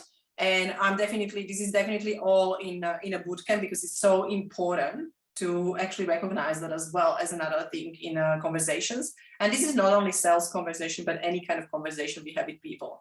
It will actually make us be better communicators in general, to pick up, you know, what a person, what is the preference. When I will tell probably Terence, like, do you feel this is really great? Like, this feels fun, you know, this feels awesome. He will be probably reacting really great way.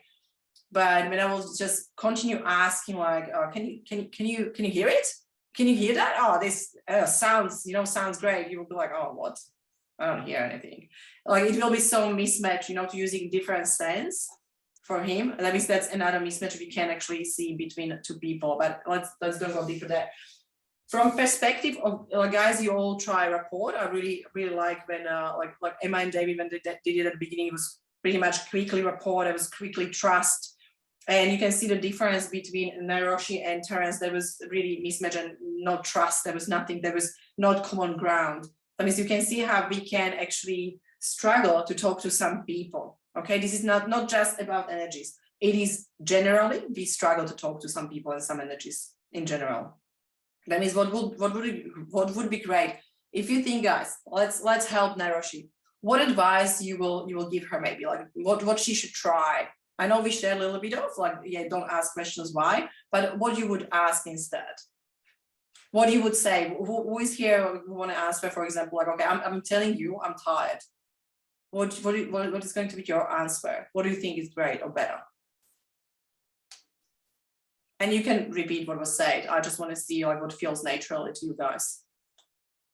For me, it would have been, okay, is this the right timing for you? Because, yeah. Because I don't know why he's tired.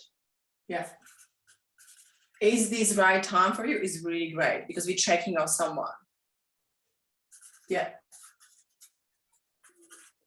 Is this right time? Because basically when he says yes, psychologically, in neuropath, in his brain, he will be already saying yes to sales, maybe, because you are actually changing his pathways. He already say one yes, like, oh, is that the right time for you? Yes, he agreed. That's the first small win. Okay, that's really great. Anyone else have ideas? Suggest coffee. Yeah. Basically, you offer to help, you know, like, yeah, can I help you? Do you want a coffee? I'll order coffee for you if you want. Like, you can say, like, it's too late for me. It's like, maybe drink. And probably he will pick up on that because he's high energy, but we don't need to know that at the beginning. But you can, you know, play around. And a lot of people, when they are D or C's or, you know, S, they still have a little bit of combination of I. A lot of people like humor. That means humor is always part of the rapport. Great, thank you for sharing. Anyone else, or we will move on? Because we have, what is this one? 4:30. This is great. It's like almost on time. Emma, would you like to add something? I think my default response would be like something like empathetic, like oh no, I'm so feel that way. I know it can be like really hard, like weeks, you know, where it's Thursday, I'm always tired by Thursday. So something to like, Awesome. yeah, that would probably be what I would do. I don't know if that's like the best way of doing it, but I think that would be the natural response for me. That's not a C energy response, so well done. That's my I. My other one is I think. Yeah, I like to make jokes as well, so Yeah. that's the other part of my energy. Yeah. Definitely, you are funny. I know you. Empathy is big one, definitely. Definitely. And now I want to just point it out to something, because this is very important what was happening. And because we didn't mention, I would like to mention this. When you are in sales conversation, you need to be the person to ask questions. Okay. You need to be the person to ask questions, because you are trying to discover about client or prospect. You're trying to discover everything, what they need, what are their needs, do they need me? Do they need any help? That was happening opposite in your conversation. Naroshi gave basically Terence the space to ask questions, and what happened, he was only asking her questions. She was struggled, and she at one point you did it, you came back and you asked him back, but it was something about when he was like getting actually deeper in his space, you jump up like, what is your challenge? Then, oh, stop, don't talk. I want to ask you questions. I think that's when you find out that you must actually ask questions, because he's leading conversation somewhere else. And it was a little bit out. I don't know if you felt that, guys, but it was a little bit out of like where Terence was. She didn't meet him with a question. That means it wasn't really natural. Just to let you know about that, it was great that you started to think probably about questions and what is his challenge, because he realized that, yeah, I need to find out. But it wasn't in right probably space. Terence, did you feel it? Do you remember it? Because I think you remember that. It was strong. It was really strong. It was fluffy, and then the questions started coming. But by that point, we were already heading in our own directions. Yeah, it was actually hitting even more. It was. So I was like, it was too late for not that there was no chance of connection being made, but it was very unlikely. Yeah. I mean, when you want to ask someone about challenge, that's a very personal question. You must finish your report 100%, because that's already qualifying question. Can you see what like why we have a little bit of structure? When you know that you have a rapport and he's matching, mirroring, and you can check it if the person is doing what you do, you got him, it's great, you have great flow of conversation. You can go a little bit into challenges, but getting there at the beginning that is mismatch and you're going away from each other, it's really losing him even more, right? You felt that probably in the room. This is great. Naroshi is not about like the skill we are here to build, and this was really absolutely amazing, because what you show us guys help us so much to have conversation. Okay. Really value that. And I think it was initially for the fact that we were a mismatch in a leads perspective, because Terence is not my ideal client, so I would have. I will pause you there, Naroshi, because you said it already twice. Okay, I will pause you there. Can I? Because I understand. Like I understand that you probably don't want to work with him, but now we're doing prospecting. The major thing that you already stop it here, again, in mindset, and you told him he is not your ideal client. What if Naroshi, question, what if he is actually the person that needs your help the most and you didn't make effort to find out? Okay, I don't want you guys to judge someone here in your mind that he is not or she is not the right client before you do all this. Why I'm saying that is because some people can really struggle to connect with us. In general, they can struggle to connect with other people. Now imagine that you can change their life, Naroshi, with your helping people to connect them with vision and start changing their thinking and passions, and maybe connect them with themselves. Imagine that this is all what you can do, and now you say like, oh, he's not my ideal client. I don't want to work with coach. Like, can you feel it? That's intention space. You didn't have right intention. Intention is to help people. They need me, right? That means, yeah, it will be like, if at the end it will be like, oh, you know what, we are not, you know, really matched, but I will introduce you to another coach. Great, but do the work first. Don't let your mind stop you from continuing conversation.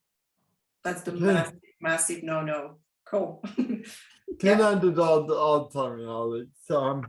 What I always find is that when someone engages you or wants to speak with you, there's got to be like they've come to you for a reason, and unless you cold call them, of course, but obviously if they're talking to you and they're just, you know, you turn around and say, oh, yeah, I've had a crap day, you got to assume that they're here for a reason, they want a service, and you want to show that you've engaged with them. Otherwise, you know, if I didn't want to read it, I probably wouldn't engage with you in the first place. But there is a reason why they've engaged or they've initiated that communication. That's different, Cameron. Just let me know if I answer your question, because I just want to double check if I understood correctly. But inbound and outbound is different. That means it's all starting with we will go to quickly to process. Is your prospecting strategy? If people coming to you, yep, that's warm leads. This is what we do. It's mostly for cold leads, and of course the process still needs to be in place, because when someone comes to you as a warm lead, like inbound, that means they actually contact you. Like I have a call with someone today. They come through my website, and I straight away what I basically did, I was like, okay, potential client, but I don't know if I can help. That means now I'm going to understanding who is the person, and I'm asking for call them back because they fill the form. And I was like, hey, can we have chat today? And I had today at 10 a.m. chat with a guy. Now I was asking a little bit of questions and try to build a rapport, because I want to be able to offer. That means even if people reach out and they need you, doesn't mean they will choose you, because they may be contacted another 5 companies. That means you still need to create a rapport because you want to win the sales, right? Yep. Does that make sense? Yeah. Cool. Yeah. Okay, Greg. Thank you. The other thing I just wanted to mention was when Emma and David were conversing, Emma owned the frame a lot. So by the time she got to the end, she was owning the sale as well. Yeah. Yeah, that's a really good point. Yeah. And I think that was very visible. Like you can see when it's not mismatch, is a little bit more work. It's really hard. And I think, Emma, you experienced it as well, you know, day before. It's really hard sometimes when people are strongly D energy and they just don't understand C energy. It's really hard to break in, you know, that space. That means you did a really good job. And today was a little bit easy because I think David had a little bit of C energy from architect perspective. I believe he has a little bit of C energy, and it's natural for him to speak in details. But Nairoshi and Terence was really, really mismatched. Like was really, and I think it was not even, it wouldn't be, I will be really honest, it wouldn't be actually that big mismatch if Nairoshi didn't put herself out of that all with mindset. Because she can ask questions, I know her. She can lead the conversation, but she let it go straight away. And Terence was really trying to help. He was trying to, you know, like talk and ask questions back. But from perspective of us as a sales, that means, remember, you need to be in control. You need to be in control. You need to ask questions. And Emma, you did something really, really well. You asked, David asked question and you asked back with a question. I actually wanted to point it out. I have that in my notes. It was great because that was nicely, smoothly done. And that's really, really great technique in that conversational space to build rapport and qualifying. Because from the point when you have person to like, okay, tell me what is the price, then we will do it, blah, blah, blah, that you lost the sale. When you are the person asking, okay, how many hours do you want to actually spend on this, you know? How many times a week you want to do it? That means you actually matching the proposal to their needs. That means you listening, you need to ask questions. When there's a person from other side and he's like, Emma, okay, when you need me, what is the time? How many hours we will do it? I'll be like, oh, it's not for me. But from this perspective, when you're coming, how many hours you want to spend on that? They said already. That means it's actually that you're giving them basically responsibility, but you're giving them power to make decisions about, you know, how many hours, everything. That means they feel they have power, you know, like they feel good because it's their decision. And you kind of just match the proposal. You will be like, oh, maybe that's not for me, this client, because I can't really, you know, squeeze the hours, but maybe it's for someone else. But if you know that you can do it, when they answer questions, you win. And it's really important stuff, really important part. Really try to take control and have actually be the one that asks questions. Don't let people to interview you. That's wrong, right? That's not good sales conversation. What I will do, I will at the end, like, look, I'm running bootcamp deeper into, like Greg said, you know, like we can have a visual person, we can have 5 different senses. That means we need to really play around that. It's actually knowing person even deeper. I go deeper into that in bootcamp, but I can tell you at the end. That's not right now probably, because we have still, let's talk about this. We still have processes. Are you okay to move a little bit? Are you still awake? Because I'm happy to let you go a little bit earlier, but I want to be sure that it's still landing. All good? Awesome. You can unmute yourself anytime. Please just let's discuss and have a little bit of conversation, because this is the boring part that I will try to explain everything quickly. But what is basically the last part of this, or when we have structured conversation, we know already, you know, what we need to do. The process is really important, okay? A lot of people don't have any process, and if you don't have process, you can't measure. Now, what I mean by process, let's share, give me your ideas. What do you think? What I mean by process? Like we're talking about sales still, okay? You mean like your sales model? Okay, well, sorry guys, yeah. I'm just going to say, I think maybe process is, say, if you are going to speak to someone, you know, what are your lines of sort of questionings and discussions to have? What's your process to follow up with that person? Yeah, what's your procedure to actually get it from an initial conversation right down to them to becoming a sale? Yes, okay, cool. From initial conversation to close, yeah? Or to the end, great. Like, that's exactly, we're talking about process. That means now I would like to, I know that you mentioned follow-up. Now, when you think from the perspective of sales process, let's have a look on what you do. That means where the sales process starts. Do you know? Anyone who wants to say? There's a few different words, like where actually the sales process starts. You know, when you think about the funnels, like how they're going down, where we starting, what we do, what is that top, like first step? Brand awareness. Yes, great. Awareness of the company. Yeah, yeah. Eye contact. Okay, eye contact. Let's do that. Look at me. Okay, cool. What else? What else we do at the beginning? Well, do you have any process in place? That is the first step. Like how are you getting to your client, to prospects? Like a cold outreach. Calls, yeah.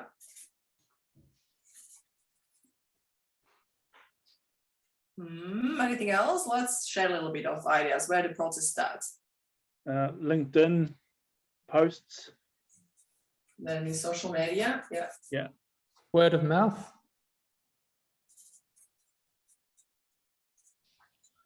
Websites. Sorry, Cameron? Websites. Websites. Oh, website, like the inbound, yeah, okay. Testimonials.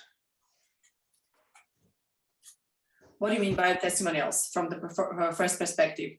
Like from the first step? From people that have already been through the process, or people. And is referrals? Yeah, referrals. Well, referrals is one side of it, but testimonials is also capturing people that of their experiences that other people can relate to. Okay.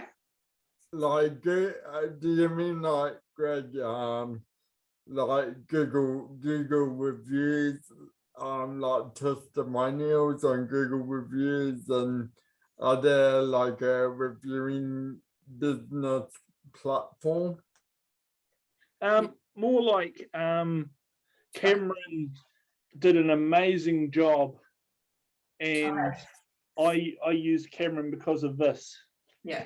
Okay. I will just explain from that, Greg. Like from perspective of testimonials and reviews, they're part. It's kind of like a marketing tool. That means when we think about sales, from that big final perspective of first space or first step, we do all those things that you mentioned.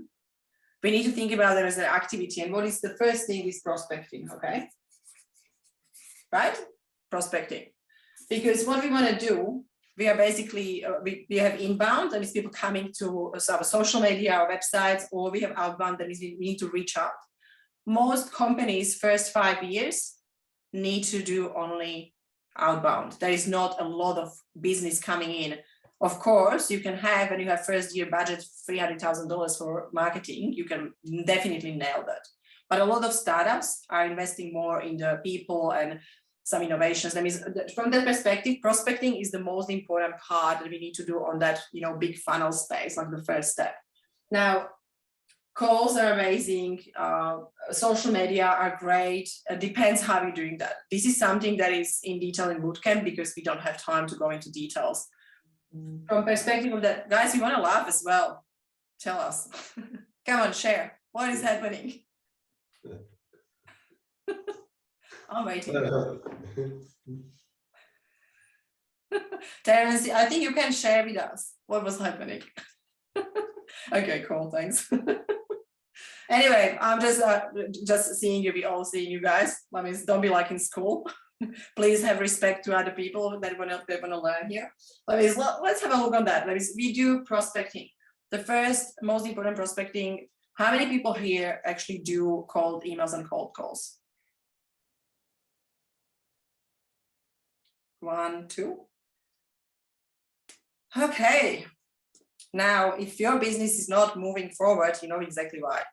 Okay, I will be a little bit of bitch here, but I want to tell you that, okay, the first thing, prospecting was a major thing that actually changed my business a lot. Of course, having structure and conversations and knowing how to talk to prospects is important, but now when we know how to do it, we're going to our strategy. That is, my process is I do cold calls, cold emails, I do cold walking, I am talking to businesses, I go for networking, but I have my process when I do that. That means what I'm going to show you here is the first and most important is prospecting. Choose your activity. You will have your training worksheet. You can just write down your activities. It's all information is there. The major thing is that after prospecting, that means after cold calling or emailing, somebody says, yes, like, yeah, I'm interested, or we are on a networking event and we have structure for networking event, we know how to talk to people, then we go into that, like, okay, now is follow-up, what David said, like it's kind of follow-up. That means it's follow-up meeting. I call it the first number 1 follow-up meeting. Now, I'm showing you something that really, really works so well, and it's proven, and it's absolutely amazing. I experienced absolutely amazing growth, and I want you to have that, because it's really important to understand that if you follow up with person from networking or from cold calling, and you try to tell them at that follow-up at that prospecting that you want to meet them, it can be 20 minutes meeting, doesn't matter. If you advertise 20 minutes is okay, because you have a chance to go to your structure and create a rapport, because you can, because you know how to do it. That means this part is really be focused on creating the rapport and understand where the person is. And if you can manage and keep them longer and you have time to qualify, perfect. If you need to break it down into another meeting, perfect if they say yes. But you don't leave the second step without advertising another connection. That means your magic pill for process is always advertise another connections, because they give you basically quite approval. They say you will be like, do you want to catch up again and talk a little bit more about that? Or maybe we can talk about that on swimming, whatever it is. But I say, yeah, sure. Now they say yes. You can actually call them and schedule a meeting, or you can schedule a meeting straight away on that meeting. But there is another step what I like to do on this meeting, I try to qualify as many as possible, as many prospects as possible, because what happens, you don't want to lose your time, because your time was already here. You prospect. From all that prospecting you do, finally you have 1 or 2 people that say yes to the meeting. You don't want to let them go, right? Because you need to understand what they need. You need to understand if they're qualified, at least a little bit, and if they want to meet you again, or if they want to actually hear what you have to offer. That means the best thing is to do that. Sometimes it takes 2 meetings, it's fine.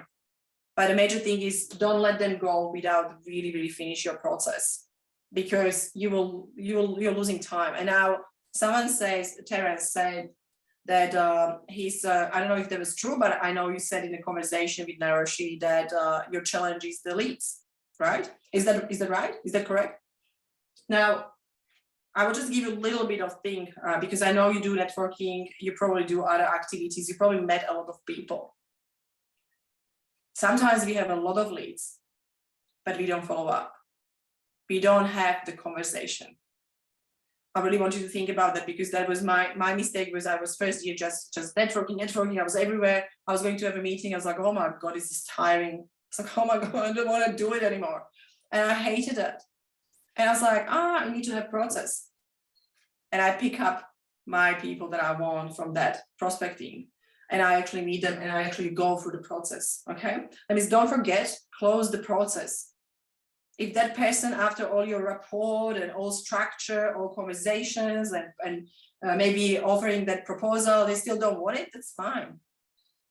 But at least you finish the process. You didn't lose the time, but you have, okay, one close the deal, or one lost the deal. That means it's always that you want to go to that space where you can always have those two. That means you offer something, it's no, or you offer something and it's yes.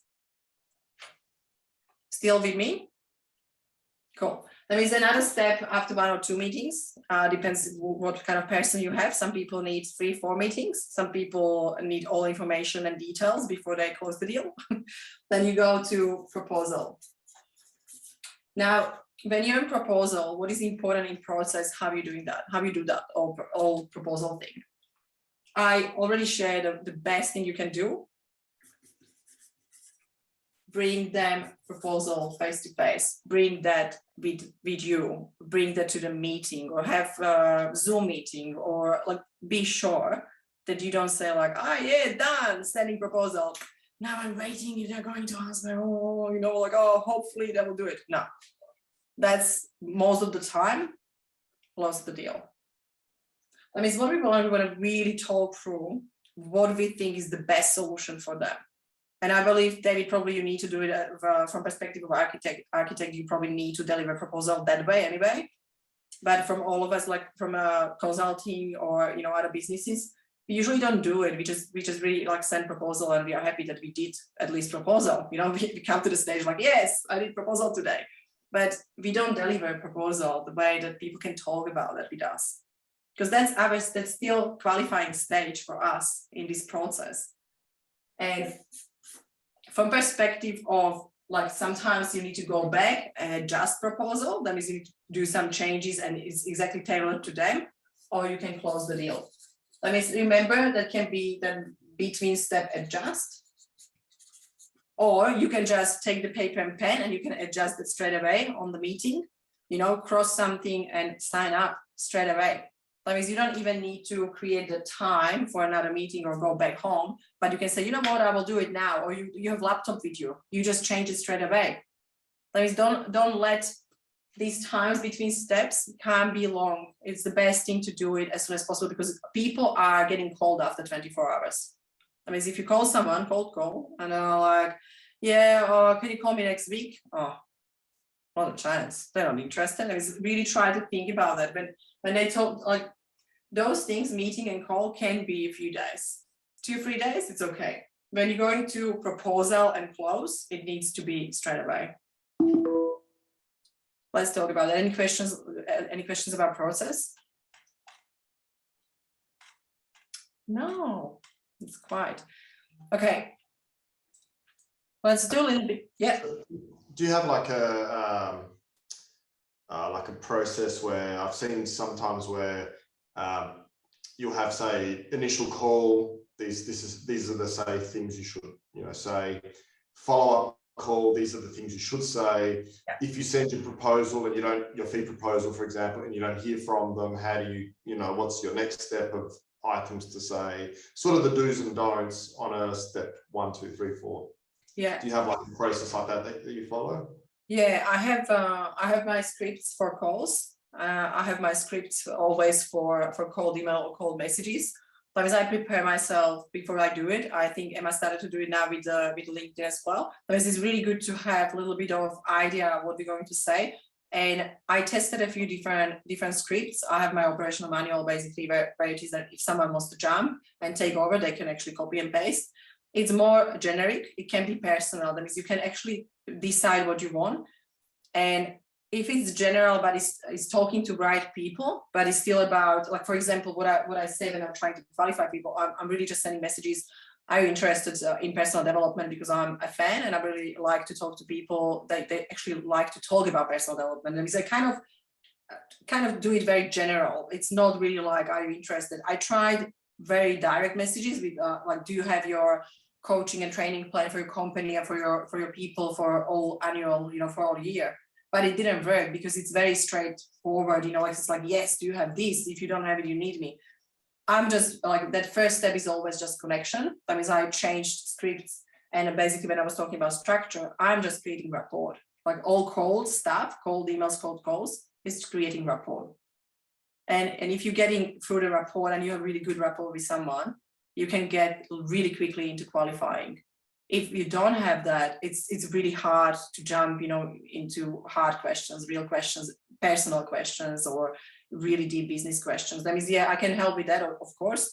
And I also, what I do in boot camps or in the programs, that people just create something and we talk about and we change it if it's needed, and we're testing everything. That means, yeah, great question. Definitely, it's good to have structured process. And guys, do you have any questions? Because we have 5. Do you want to? I will probably let you finish. But I was going to just tell you at the end. Anyone who is interested to grow any kind of skills in prospecting and sales and really strategize the business, I'm doing actually bootcamp for really low price now, because usually it was $2,000. I do $997 because I had a few people coming in and they said, look, I don't want to do all program, all year. It's too much. For some people, it's too long. That means I said, look, if you really want to change your business for 3 days, it should be enough, because you can see how much we can do in 3.5 hours or 3 hours. It is actually possible to learn if you have hands-on, if it's interactive, and you can actually work together with people. I mean, small groups are the best. And I honestly, it's great to have 50 people in class, but how that is going to help to all 50 people? It's probably not. That means that's why I decided to do just like a small groups boot camps. And yeah, if you will want to do, I know Emma is in my program. That means I'm sure she's fine. She has access to everything. But for those of you who are not part of my program, and Cameron, I've worked with Cameron. That means we are starting planning session next week. And yeah, if you are interested to know more, it's absolutely most important in my space when I'm thinking about where I was before I had all structures and sales and processes and CRM system, and really understanding how many leads I'm coming in, what am I doing with my leads actually, and how am I presenting my services? Because a lot of people, I actually saw a lot of people last week. I'm just talking with one guy. He's doing very similar thing lately, or to you. I think he's doing the Bitcoin, and something in the cryptocurrencies. I'm not really big into that. I invested, but I don't know what I'm doing. That means I'm still kind of learning. But it was great to see people they're really, switched on. A lot of accountants and a lot of crypto guys, they understand all these numbers and stuff, but they don't have time, a lot of time build up that personal, interpersonal skills and really communication and how to present. And presentation style, when you are manager, leader, or owner of the company, one day you will need to speak in front of people. How amazing is to have structure. How amazing is to have structure that when you will actually follow the structure, you can influence people. That means remember that is so important in everything, to have frameworks and structures. And through that structures, when you talk through them and using them and thinking through them, it's really changing your business and life. Absolutely. That means, what should I say? I should say next step. Yeah, I should say next step. If you want to go to bootcamp, you can let me know and I will send you the link and you will have a chance to read about that, what it is, when it's starting. I think it's 27th of May. I need to check it. Sorry guys, because I actually am really bad with this. It is, yes, 27 to 29. And I tried to put it because I did one during the week and people didn't have time for 3 days. That means I did it like basically it's Friday, Saturday, Sunday, it's weekend. That means if you're willing to do that, let me know and I'll be happy to have you. And it will be all this thing, hands-on. If you don't have anyone coming from Queensland or New Zealand like today, Greg, if we have everyone from Perth, I'm happy to do it face-to-face, but that will be basically agreement between you guys if you're joining. That's what is the plan. I will finish there and I will ask you, do you have any questions? Do you have any insights? I would like to hear some shares. Did you learn something today? Yeah, I did. Yeah. I will ask you what, Cameron? Just like questions about what am I doing about, about prospecting for clients. Yeah. I mean, we spoke to you about like when I saw you last week in my office about, it's not about waiting for the phone to ring. Yeah. It's about about like what are you doing to get to get sales through the door, and and today's really been a busy day because we've prospected clients about the new domain on Monday, so we've been flooded. So it's actually, it puts you in a different mind frame. Yeah, thank you for sharing, Cameron. It's exactly, we need to take responsibility. It's our business. If you will just wait for clients, our business is in hands of universe. You're like, oh, let's wait, what will happen? That means that's when we talk about living at a fact, like life just happened to us, things happen to us, COVID happened to us, everything happened to us. It's not true. It doesn't need to affect us that way. We can actually take responsibility and we can change our life. We can change our life just on Monday when you will take away 2 hours every week and you will do prospecting. In 1 month, you can call me and tell me, yes, it changed my life. Because it's all about numbers. Sales, prospecting, it's all about numbers. When people say, I will just send 20 messages today, I said, send 50 and send 50 tomorrow and send 50 on Wednesday and tell me how you go after all week of 50 messages. When the person sends on only 10 each day, it will have different results. It's the number game. Because there are people, they need help. There are people, they need our services. There is enough work for everyone, guys, everyone. We just need to be proactive. Great share, Cameron, thanks. It's really important. Anyone else? Did you learn anything or did something stand up and did you enjoy something or be scared of something? Was scared of something? I think there's role plays, yeah. Leo? I really enjoyed the role plays. Because you didn't do any. I will get to you next time. No, thank you. Yeah, it's definitely, that's the a great part of learning, I believe. At least for me, I like to see things, how they're done. Thank you. Yeah, I think it was good, like with the role plays, how we went through and then we sort of dissected not only the different sort of characteristical traits that people were displaying, but then also how we picked on, well, if someone said this, you should respond to that, and how to bring them back in without losing them. And yeah, so that sort of more conversational skill, because it's one thing to have the leads, have a process, have all these things, but if you can't read the room and you don't know how to talk or use the right words, you could actually lose out on something, Yes, that's exactly it. Thank you so much. Yeah, that was the major intention when I was going to this event. I was thinking, I just want to show people how important is actually take care of people from different perspective. How important is how we talk, how we act, what we say, what we do. instead of just like, yeah, get leads. But I have so many leads and I didn't take care of them. I mean, it's really important. Thank you very much for pointing that out. That was my intention of like today, was just show people, yes, there is more, not just having structure, that's all, just having real communication structure. Anyone else? Naroshi, I think you're going to share because you just came up. Sorry, I missed a little bit. I had to go and serve dinner. It's 8 That's o'clock. okay. Yeah, I was just asking, what did you learn? What did you like? If anything stood up during the session, or if it's anything that you liked or learned? Yeah, it was really interesting that how I went with that conversation. It was an eye-opener for me. Yes. I think in my mind, what I realized was I'm always like, if it's not the ideal client, I don't explore the opportunities out there. Nice. That's Coaches, really nice. and coaches are definitely not my ideal client. It's like medium-sized businesses. So I couldn't really think in my mind how to lead that conversation with another coach. But then I have never tried that either, because Nice. if it's a coach, Yeah. it will be just a friendly conversation, or what I Yeah. do. Like, it's not never a sales conversation with a coach. So it was kind of really I taken don't back. understand why you didn't try to sell me. Come on, Naroshi. No, this is really great. I'm so happy that you had that insight, because that's great if you can learn something about ourselves. I just had a little bit of mirror, like, okay, like this is actually great aha moment for me, because actually I can have sales conversation with anyone if I can help. No, that's great. Thanks. Yeah. Thank you. Greg, yeah, go.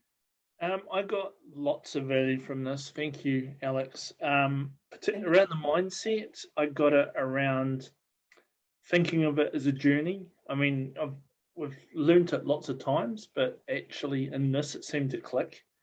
The other thing was about, and the mindset was inbound versus outbound as well. So that was really cool. I like the 4-step process, so the structure of having a four-step process and knowing generally what was in those 4 steps. That was really cool. Me being IS, I like the big picture first and then dive in and then the detail. So I really appreciated that. And the other thing I really liked was, if you don't have a process, you can't measure it. Yeah, cool. Great points. Thank you very much. That was nice wrap up. Thanks, Greg. And I will just send, I just realized I will send a link in the chat. If somebody wants to just have a look, there is a landing page with Bootcamp. You can do it after the session. I will leave this open for 48 hours just for us here. And yeah, and that's probably it. But Emma, do you want to share something? And Terence, because I don't want to leave without that. Some final words. Did anything stood up for you? Yeah, I mean, building on yesterday's session where we did the DISC stuff, I guess now learning like the process probably was really good, because now like I've got 2 sales conversations tomorrow morning, and I'm like, okay, how can I apply this process to these 2 conversations? Because I definitely haven't been doing that up until now. It's just been like, well, let's see where we go. Like, Nice. where we're gonna end up. But having that, yeah, like kind of thinking back and going, okay, like if it's going off track, all right, where am I now in this stage? Okay, bring it back. Awesome. That's great. Yeah, I can't wait to hear about your sales conversation. Yay. Good luck. And Terence? Yeah, the thing that stood out the most for me was, I mean, I looked at DISC like personality, and you described each of the letters as an energy, and I was like, that's fascinating. And because you did that, I saw it differently in those role plays, particularly watching David and Emma, like watching the energy shifts dynamic. And then coincidentally, like there's just the energy just kept bumping off each other between me and Naroshi. Yeah. And it's like, that was actually quite fascinating, because, and I know we were making it up as we go along, right? But it was fascinating to witness that and to put like a lens over it. Nice. Yeah. And you notice a lot. That's good, because that's having that sensitivity around, like what actually is the behavior, and the energy is really important for us to just start to read people. I mean, Yep. that's great. Yeah, thank you very much. And before we go, if you want to do something silly, I will just do a screenshot of us. That means if you can do something silly. Come on, guys. Cool. I will send you a picture. Thank you very much for being here, and thank you very much for actually playing through, because that was really helpful. And I value that because I know how stressful it can be. You know, it's not a comfortable place to be, but you did show us great leadership. It was great to see you and playful. Thanks a lot. And the link is in the chat if you want to talk about it. Happy, you know where to find me. You all have my email or the social media. And yeah, thank you very much. Thank Have you. a beautiful Thursday evening. Thanks, Alex. Alex. Cheers. Thank you. Nice to meet you all. Yeah, nice to meet you all too.